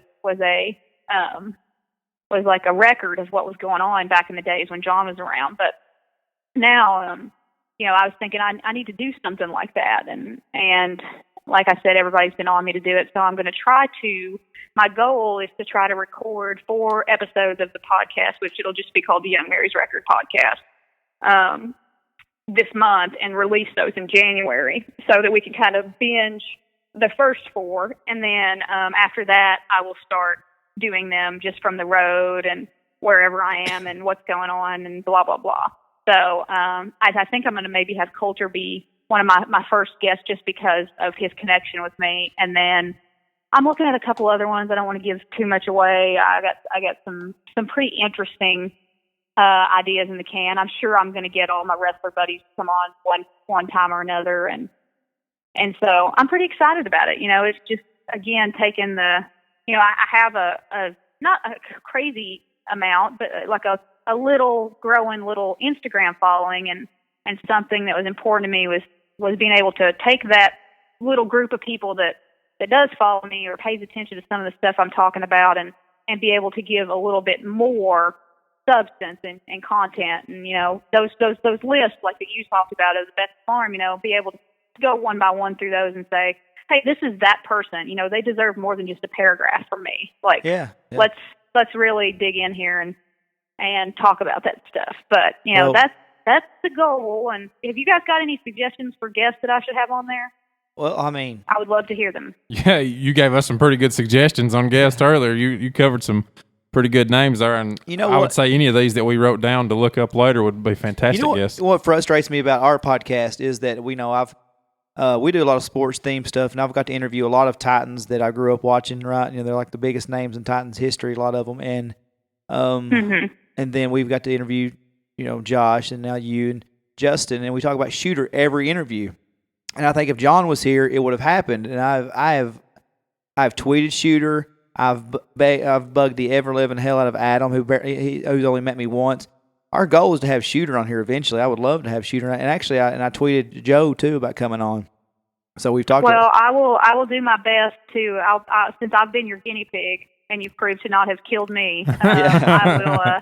They got to send me in first, and if I survive, maybe they'll consider it. But I'll definitely put a nudge in with old Adam, and who is, he's doing a spectacular job. John, yeah. I try not to speak for John too much about what he would like or what I think he wouldn't like, because he was so much his own person that sometimes I don't know. I really don't know what he would have liked or not. But I will tell you that one thing that he would be over the moon about is how well Adam has taken care of managing Shooter and picked up that baton and kept going what John ultimately would have wanted for him. But, I will put a nudge in with him, and I'm sure I can put a nudge in with Mr. Joe Hennig for sure. I'm sure I'll talk to him later and tell him that I said how great he was. Well, we appreciate that. And the thing that holds us, it hurts us, I guess, is being two, middle of nowhere guys who are just starting up a podcast in our basement, basically, and nobody really knows how legit it is or what we've done. And we've done some pretty big things here for the first 7 or 8 months. Just talk to the people we have. So, but when a guy like Adam sees it, he's probably looking at like, how many numbers are you getting, yada yada yada. But I think if he ever got Shooter on here, he would know that we'd be asking some legit stuff, and make it. Oh, right. You know what I'm saying? So we appreciate you being on. It's been a damn good conversation. You're great. Fantastic. Interview. Yeah. Thank you. Well, I hate to be so chatty, but I sometimes just want to, make sure I get the whole pie out there. Well, it makes it a lot easier on us. Yeah, it makes it a lot easier. And we've been lucky. We've had great guests. We haven't had anybody that doesn't talk a whole lot, but this is what you shoot for. We just want to provide you with good enough questions to give you the forum to kind of unleash. And, hey, I've enjoyed all the stories. I look forward to the podcast. And thank you. Stay in contact with me. Let me know how these things go. We will for sure. And, come see us. I know if y'all want to make the trek, Coulter is going to open for Steve Earle in Nashville. At City Winery in or January. Where? City Winery. Yeah, I know. I see Steve plays there a lot. So let me know. Let me know the date for sure, and we'll try to make it out. All right, sounds good. Thank you, guys. I'm thanks, sure Mary. I'll be in touch soon. All right, bye-bye. Sounds good. See you. Just a reminder, if you guys are on social media, check us out on Twitter at OLR Podcast. Check Lucas out at LG Hickman21 and myself at DRE Kennedy _83. You can find us on Instagram at OLR Podcast. And on Facebook, we encourage you to like our page, The One Lane Road Podcast. All right, everybody. That was Mary Sparr. Oh, that was a good interview. I was good interview. Really looking forward to it. I know we'd been talking about her for a while, and I know a lot of people on our social media, Matt Mayberry and Travis Humphrey and Mackey, a bunch of people said they were looking forward to. Yeah, Mike DeMeza. Mike also, yeah. Hey, that's a conversation. I know she apologized for going on too long, but I mean, really, that's what you want in a podcast. All you got to do, if all you got to do is give them a little nudge and get out of the way, yeah, makes our job a lot easier. And, I mean, I could have, honestly, if the people would have listened, I think we could have kept it going. Yeah, I could have talked to Mary for another hour. She's a sweetheart, man. I really appreciate her coming on. Well, she's a somebody. While we're just getting started on this thing, she's really done some cool things with her life. So. Yeah, that's be an interesting podcast whenever she puts that out there. I'll be looking forward to that. She's especially with the connection she's got. I mean, her sitting there saying who would we get? I mean, anybody that you could get would be fantastic from what you were. It's going to be some cool stuff for sure. Yeah. Well, let's get into some normal stuff, man. Tell us about my Titans.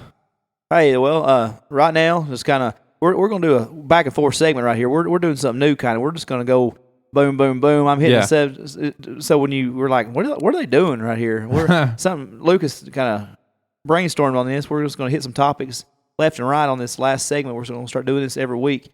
So talking about the Titans, 6-6 now after a guy they barely escaped the Bears, who are equally as bad. They were playing their 4th-string quarterback. Never started a game in his life. Threw for 300-something yards because our secondary is a joke. Mm-hmm. Cornerbacks are terrible, but hey, optimistic side of that. Titans, like I said, 6-6, a half game behind the Texans for first place in the division, one of the worst in football. But the caveat is, no matter how bad your division is, if you're the winner of that division, you go to the playoffs. Right. So if we can come back after this bye week and maybe split the games between Denver and Kansas City, we're going to Jacksonville, beat them, and December 1st, you're at home against Houston with possibly the division and a playoff berth on the line. Ooh, wouldn't that be fantastic? Oh, my goodness. Yeah.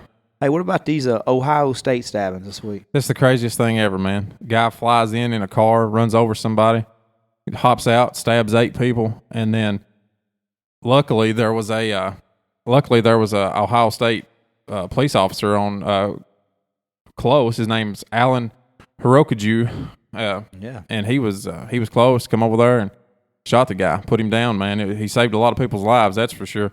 Man, I'll tell you, shoot him. Yeah, shoot that guy. Shoot everyone that looks like him that acts like that. I'll tell you how bad it got. OSU's emergency management tweeted out, "Run, hide, fight" to all their students. They was telling everybody there was kids throwing tables, throwing chairs, and whatever they could, just barricading themselves in rooms. Everybody staying out, just trying to stay away from the madness. Fortunately, nobody got killed except for that guy, which is the way it should be. Hopefully, let's hope this president-elect stops people like that from coming into our country acting a damn fool. Yeah, nobody in the United States of America, not of Islam or anywhere else. Yeah, I mean, Muslims. This guy was a Somali refugee. For all them people that want to say that it's not a bad thing, well, there you go. And I completely get that most of the mass shootings in the United States have been by white men, but yeah, that didn't help. What about the Volunteers and Vandy playing? Hey, Vols fans, I got to troll you a little bit. And look, ultimately, end of the day, yeah, I'm a Vols fan, per se. I'm not a big college football fan, as I'd like to be. But Vols fans, does it still feel like 98 or does it feel like 08? Because, God, you're not making the championship this year. And that's what hurts. That's what hurts the Vols fans the most is coming into this season, they're looking at 10, 11 wins. They finally overcome the Florida hurdle. They're thinking, man, we're going to Atlanta. We're going to the SEC championship. We're going to upset Alabama. We're making the top 4 in the playoffs, and we're going to do some special stuff this year. Instead, they lose. They lose to Alabama. They lose to A&M in a heartbreaker. Mm-hmm. Unjustifiably lose to South Carolina. And then, good Lord, anchor down, lose to Vanderbilt of all people. And Dobbs, I know he's coming back next year, and hopefully he'll be a lot better. But no, Dobbs will not be. I thought Dobbs was coming back. No, he's a senior. Oh, I thought he was a junior. Well, then poor Dobbs, 9 fumbles this year. Well, he what Dobbs has got going on for him, he's a genius. So football is just his. He's want to be an astronaut. He's got bigger things to do. So, the thing with Tennessee, the thing is, do you fire Bush Jones now? A lot of people are calling for Bush Jones' head. Let's look at this reasonably. When he took over that job, it was in shambles. Yeah, a little premature. Derek Dooley had screwed the pooch, and Lane Kiffin screwed the program. look, I mean, it was in bad shape. Is Butch one of the premier coaches in college football? Maybe not. Maybe he's not. But who are you going to go get right now? Derek Wilbright called in on my show earlier, and it's going to be hard to find somebody. But still, at the end of the day, you're University of Tennessee. You go out and get that coach. I think Butch has got one more year, right? He would almost have to be so. Well, he might get half the season if his season don't get any better next year. But what hurts him is he throws out these BS cliches like, we're the champions of life. Yeah, that's what my seniors have learned. They may not win the big game, but we're champions of life. That's not going to fly in Tennessee. That's not going to fly in programs with Alabama, Florida, Tennessee. You can't say crap like that and expect your fan base to stick with you. Yeah. Right? So stop the cliches, Butch. Come back. You got a good recruiting class coming in. Hey, I don't know. It's just hard to be a Tennessee fan sometimes, and when you got Florida fans in Alabama saying, "Oh yeah, but next year's the year, right? Mm-hmm. Next year's the year," because that's what we've been saying forever. Mm-hmm. So, but pretty disappointing to see Derek Mason, who's been ridiculed his whole time at Vanderbilt as being an underachieving coach, being dancing on the sidelines and he was people's shoulders. Yeah, he was carrying on pretty good on the sidelines too. He was over there. He just knew he had it won at that point at the end. Yeah. Yeah. So he's a young guy too. What, he's probably 45? Yeah, I'd say so. Yeah. It's funny how the tide turned and how the two coaches have swapped places and scrutiny levels. Yeah. You're the political man. Nobody knows about it. A lot of times you kind of held that back on the show a little bit. Yeah. Tell us a little bit about what to expect with Donald Trump and his political appointments coming up. Well, I've got two that I'm pretty interested in. One of them that I'm kind of excited about.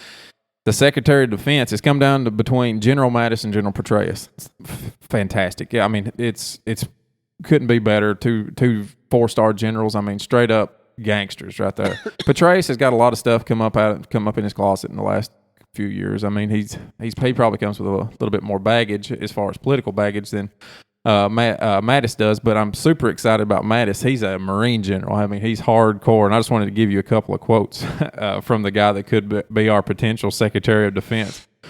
The first time you blow someone away is not an insignificant event. That said, there are some assholes in the world that just need to be shot. Yeah, I like that. Yeah. And another one that I got pretty good, or I like pretty good, is I come in peace. I didn't bring artillery, but I'm pleading with you with tears in my eyes. If you F with me, I'll kill you all. Yeah. So this guy has definitely got the attitude to get out there and get the job done with ISIS for sure. Well, let me ask you something. Donald Trump has been ridiculed so much for his over the top. He's kind of a caricature almost. Yeah. I mean, he's been an entertainer. He's been a public figure well before he was ever had any political aspirations. So with his vice president being a pretty experienced man, and then is this what to expect? Is that he's going to be our leader, but he's going to bring in some top notch son of bitches. There's no reason to believe that he wouldn't have done this. You don't become a billionaire by not putting the right people in the right spot. It just doesn't happen. When you get into big business like that, you don't have to know everything. You don't have to know how to do the financials. You don't have to know how to do the marketing. You don't have to know how to do all that. All you have to know how to do is put the right people in the right spots. That was all a show. All that stuff with Hillary, all that other stuff, that was a show. And you know how you know it's a show is because he's talking about how good a person Hillary is. He's talking to Mitt Romney, which is another one that I want to talk about here in just a minute. Mitt Romney was a big detractor. There's all these people that's taken away from him. That stuff just flows right off his shoulders. Yeah. I mean, but with his ego being such, will he take the advice from his vice president and from these guys? Will he allow them to overcome his own ego and his own views? He'll have to. And the reason I say he'll have to is because he's not got the political background to know how to do all this. He's going to have to use what they're telling him. Now, the reason he didn't step up and listen to those political advisors and everybody during the election was because he knew how to win that election more than those people did his way. If he was going to get elected, he had to play Donald Trump the whole time. Whether that's what people like or not, that's what he did, and it worked for him, It certainly did. And they talked about California. They said, they talked about popular vote. You lost a popular vote because places like California had so many big city centers and like that. He said, I wasn't playing. That's not the way the game's set up. It's not set up to win the popular vote. It's set up to win the electoral vote. And if I had to win the popular vote, I'd have went to California and I'd have won the popular vote. And so he knows what he's doing as far as that goes, and he's smart enough, and you can look at his business background. Yeah, I get it. He's went bankrupt a time or two. You find anybody that's successful in business that hadn't been bankrupt at least once, I would be surprised. You know, that, like I was saying with Mary a while ago, that road to success isn't as straight and narrow as everybody thinks it is. There's a lot of curves in that thing, so that's neither here nor there.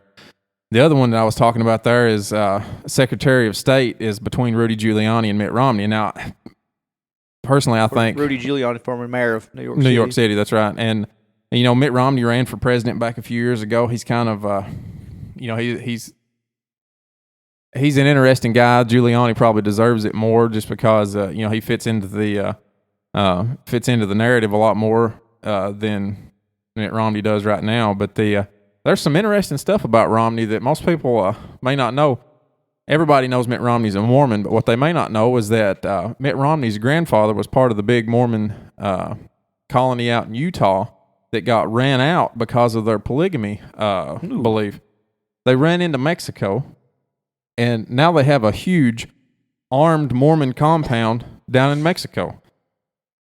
Mitt Romney's father was born in Mexico. Mitt Romney's father's a Mexican citizen. He's probably got dual citizenship now. He wanted to run for president and everything. He had all these big political aspirations, and Mitt Romney's dad's not even from this country technically. So that's a big thing most people don't know. Armed guards posted centuries around the wall down in Mexico because they're always fighting the drug cartel because there's such big names down there. So it's a pretty interesting little tidbit there. Wow. Yeah. I never knew that. Yeah. So, what about Tebow? Well, it's always Tim Tebow in the news. Yeah. Tim Tebow has not been on an NFL team in 3 years. And he's still the most talked about NFL player. We've talked about him repeatedly on this show, and it's like, what the hell have you done for me lately? Like Eddie Murphy, what have you done for me lately, Eddie? You know, I don't know. Like, I root for Tebow because he's a good dude. This is the best dude, probably. But what come out of this week is that when he was on the Patriots roster in 2013, he had an endorsement deal for $1 million to come up, go shoot a commercial one day, $1 million. So he asked Coach Belichick. No brainer, right? You would think, and he said if he played for any other NFL franchise, he would have done it regardless. But he respected the dictatorship, basically that is Bill Belichick and the New England Patriots. And he said, Coach Belichick, I got this opportunity. What do you think? He's like, well, in all due respect, Timmy, I would rather you not do it. The same coach that openly lets his quarterback endorse Uggs. Women with those little furry boots. But I mean, that's Tom Brady who's won you 4 Super Bowls, I guess, besides Tim Tebow. But it's a little hypocritical that you let him do all these spots for his endorsements and you don't let Tebow do one commercial. Yeah. You know what I mean? And ultimately they cut him 2 months later. Yeah. And do you think that's why he didn't want him to do it? He didn't want him to be in there in that game jersey and then 2 months later be cut? Well, I don't even know that. I mean, most of the time you're not in jerseys. They're in commercials. Sometimes. Sometimes. Yeah, J.J. Watt, I see him in his every time. Well, yeah. Oh, yeah, you're right. But we don't know what kind of endorsement it was. So, right. That's true. I don't think that's the case, but as far as, because I don't know that they knew then they wasn't going to cut him. Right. You never know. You never know. Who knows what Bill Belichick's, but I think Bill Belichick's personally send him a $1 million check. Yeah. Yeah. But the nicest guy ever, not Belichick. Tim Tebow. No, Belichick's a. Yeah. I hope Belichick. Yeah. Something we hadn't covered much, and it happened right around the time we quit. UFC 205. Oh, and it was a good one too. And I'm going to skip past everything and just go straight to the main event. Conor McGregor, man. Conor McGregor and Eddie Alvarez out there fighting for the 155 title. You would think the guy that has the 155 title would be able to hold his ground in there with Conor. You would be wrong. I mean, Conor McGregor come out and made Eddie Alvarez look like he had never fought a fight before. I mean, it was ridiculous. That lightning left hand that Conor's got, that he places with such precision that it's ridiculous. I mean, puts it on somebody's button and turns out their light. He is ridiculous. And I don't know who's going to beat him right now. I don't know if anybody's going to beat him. Are we ever going to get to see him versus Floyd Mayweather? I don't. Probably. I don't know why we wouldn't. I'm more excited about seeing him against Tyrone Woodley. He was sitting at the press conference before UFC 205, and he said he wants all the belts. And the guy that asked the question stood up and said, "You mean the 145 and 155. He said, no, I mean everyone up here on this podium right now. Yeah. Tyron Woodley said, hey, we hit hard up in my division. You better watch your mouth, 170. 170. Yeah. So, I mean, Conor's shown that he can fight with the 170. He beat Diaz at 170. You know, it's a different ball game. Like Tyron Woodley was saying, they could suck a punch a little bit harder than these 145 and 155. But I'm ready to see it. Now, the Floyd Mayweather thing was pretty interesting. He said Floyd Mayweather, he can't fight me. He's not in my league. If we get in a real fight, he's done. He ain't gonna take a leg kick. Yeah. He said, but I can fight him and I can beat him. And McGregor's huge compared to Mayweather. He can box. This kid can box. But Mayweather beat the Big Show at WrestleMania. Oof. I forgot about that. So it toughens up his street cred right there. A little bit, yeah. Yeah, a little bit. No, Conor McGregor does what a lot of these other guys don't do. He's the mouthpiece that sells pay-per-views. Yeah. Right? And he's talented enough right now to ride the horse. He knows what he's doing. He's going to ride this UFC thing as long as he can. And then when he can't do it any longer, or when he's there's another new guy on the block, because it happens every couple years in UFC. Yeah, a little bit. Not quite the same though. So we've had a couple come out through there that talk a little bit of trash, right? I'm not saying just the talker, but I'm saying as your star. Oh yeah. Once he loses a fight or two, Dana's done with him. Yeah. He's recycled. He may come back for one struggling fight, and Dana tells him he's done. There's big paychecks waiting for him in Stamford, Connecticut for a WrestleMania. Yeah. They want him bad next year. They want him bad. Oh, yeah? Him or Ronda, either one. They'll take either. But I think Ronda's about hopefully she's not about done, but I mean, her head's not in fighting anymore. She's even publicly said she's not got many left. And she's a wrestling fan. Yeah. I think that's in her future.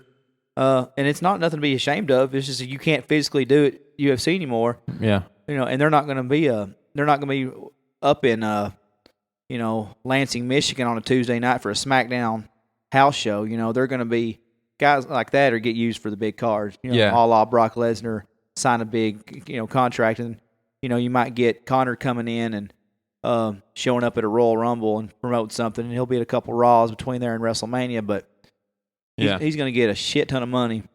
Oh yeah, well he's wanting $100 million to fight Mayweather. I would put money on he makes almost that his next UFC fight.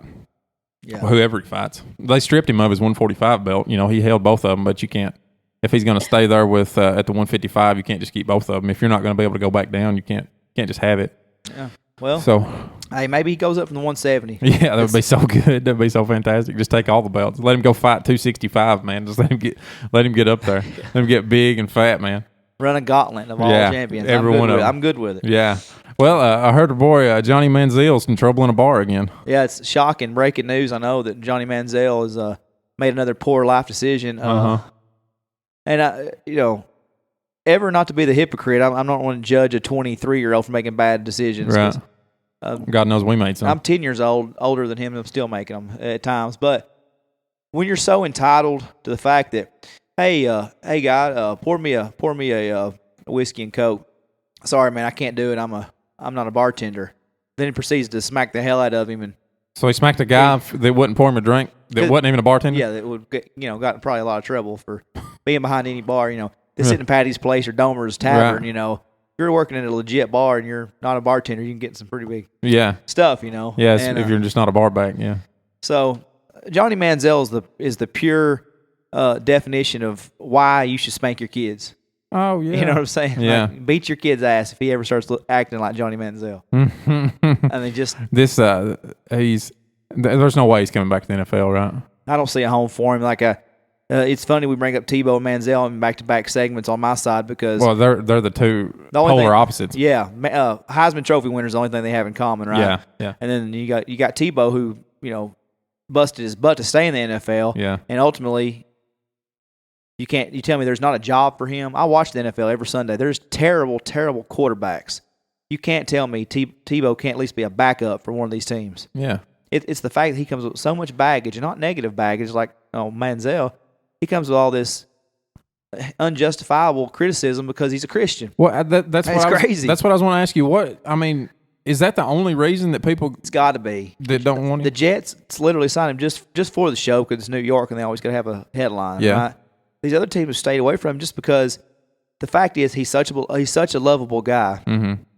And think about one position on a football team that everybody loves. It's the backup quarterback, right? Right. Because he's not out there making the mistakes. Right. So when you get the starter out there and he makes a couple bad mistakes, why ain't they putting in Tebow? We want Tebow, and he's already such an attraction that it just amplifies it that much more when you've got him in a situation where maybe behind somewhat of a mediocre quarterback, even behind a good one, you got Tebow back there. And they remember the Florida days from 2008, and 9. Yeah. They don't know that he's probably not that good of a quarterback, but still better than some of these in the NFL now.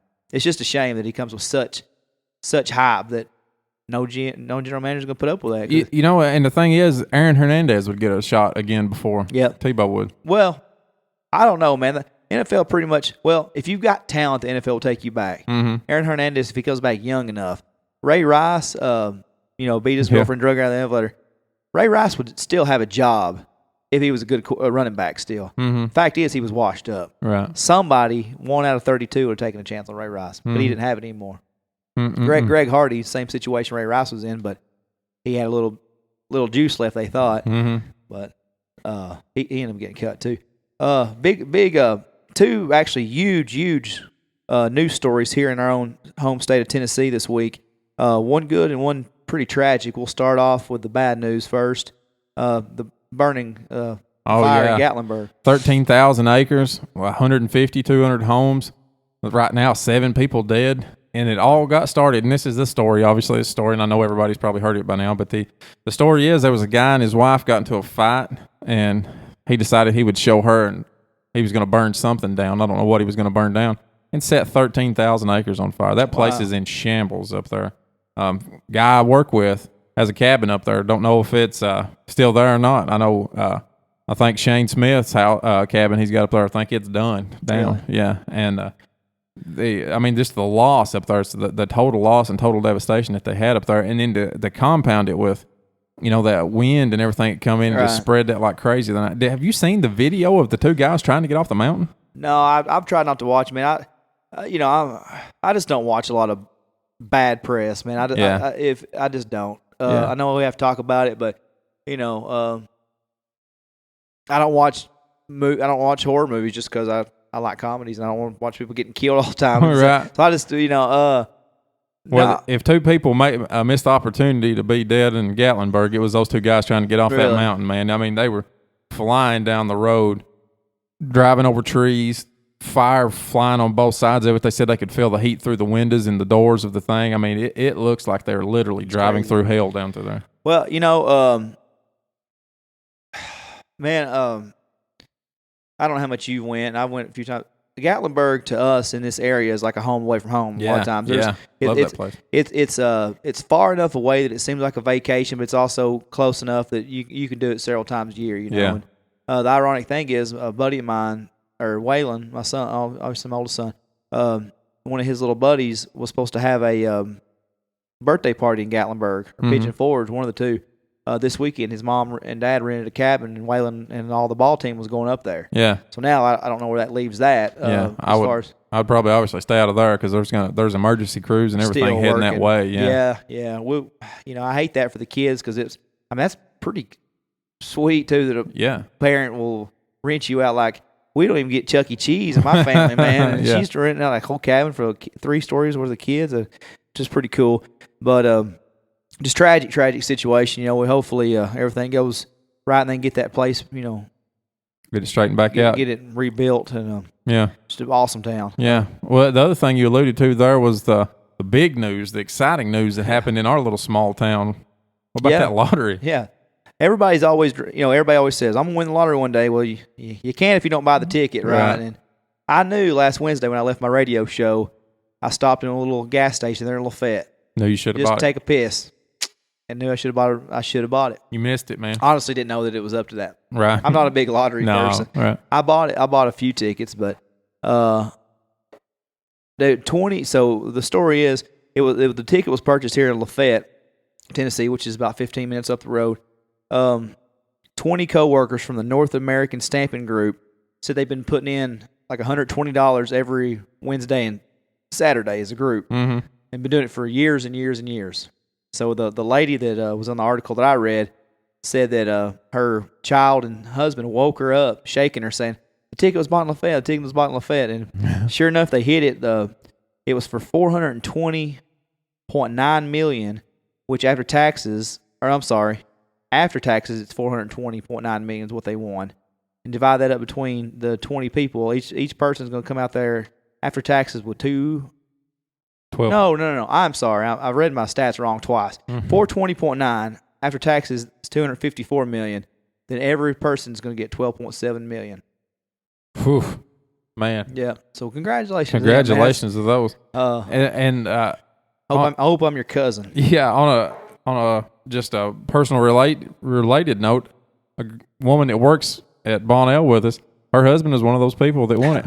Wow. And guess what? She was at work today. Yeah, but she gonna be there Monday. Yeah, she said she's gonna be. Yeah, she said she's gonna hang out for a little while. God bless her. Let the next time something happens at that place, yeah, see if she's there. Hey, I work with him, man. Actually, my one of my direct bosses at Tutco, he didn't win that kind of money, but he cleared like somewhere between $425,000 and $475,000. I mean, that's a pretty good chunk. Yeah, right. And that's several years worth of exactly salary. And he makes good money. Yeah, and his wife makes good money. Yeah. So like every now and then I'll see him at work, and he just look frustrated. I'm like, wow. I said, get the hell out of here. Yeah. What are you doing here? Cut trail, buddy. Like, I'd be gone. Yeah. I don't know. I know you'd still have to work because $425,000 runs out. Yeah. But I'd be doing something I damn well enjoy doing. Oh, yeah. I wouldn't be listening to nobody's, hey, I'd be the boss somewhere. Well, I don't know if I'd even do that. I might push buggies at Walmart for that. Just get my insurance. And somebody says something to me, I say, I can't hear you. I got $425,000. I should have bought one tonight. See, I messed up again. I passed the gas station and come here. Didn't do it. Well, on this last one here, I'm going to let you take it just because I know you went to the game last night. Yeah. Tyreek putting up points right now. Boys and girls, I'm telling you, I'm a believer. I am a Tyreek Key believer. I'm a Clay County Bulldogs believer. It's not just Tyreek. Before we get into just the Tyreek train here. Yeah, those boys are playing. Right, and it's every night they've got contributions. Last night, of course, it was a solid blowout of Red Bull and Springs, but they went about 10 or 11 deep. But without Dawson Russell's leadership and Dawson out there, he's calling plays. He's switching off picks. He's taking charges. He took like 3 charges last night again. You got Seth Ogletree came in there. Seth always all over the court. Such an athletic dude. I mean, coming in there and grabbing offensive rebounds and causing a stir up on defense. And you had Gavin and Heath, and you had Petey out there and Moss. Man, they're just such an unselfish team, and it leads to be able to do what Tyreek done.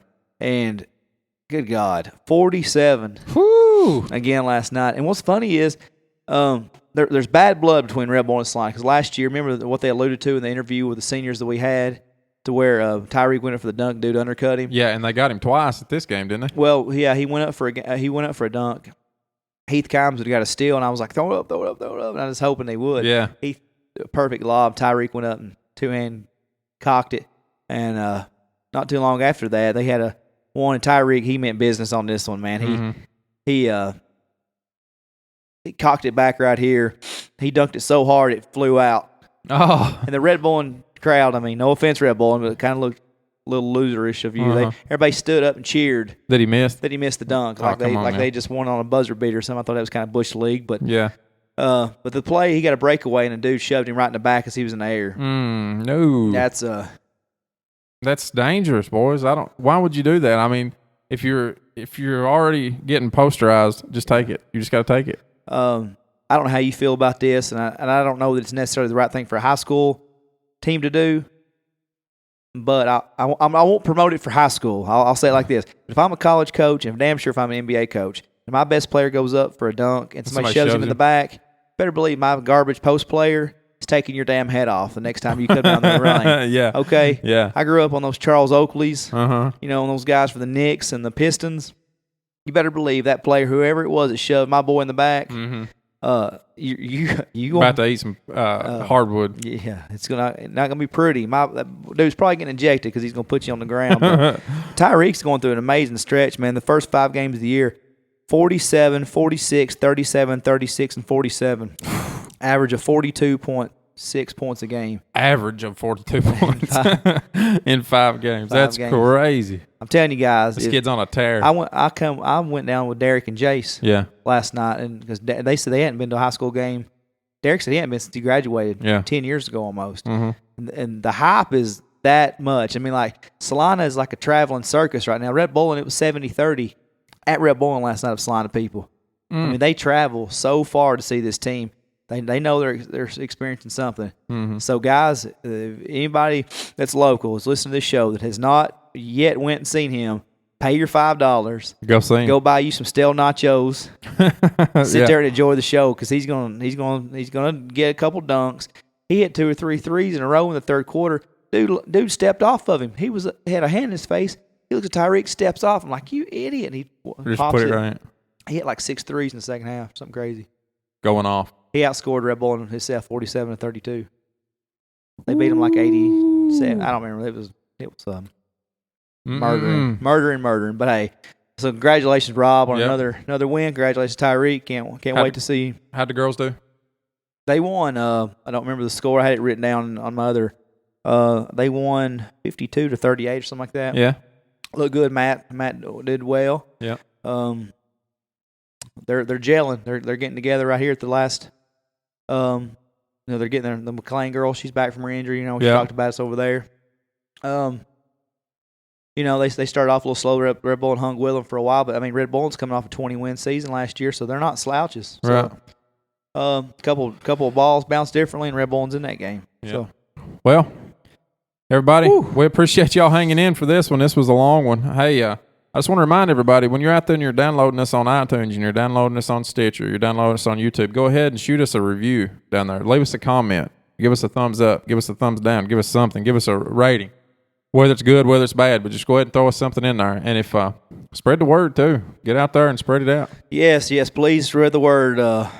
We love everybody, all the locals that listen, but we're trying to spread this thing as far and make it as big as we possibly can. So, we apologize for anybody all the people that fuss about long podcasts. There was another one right there. But hey, wouldn't take it back. We loved having Mary on. Having Mary, she's already posted on her Facebook.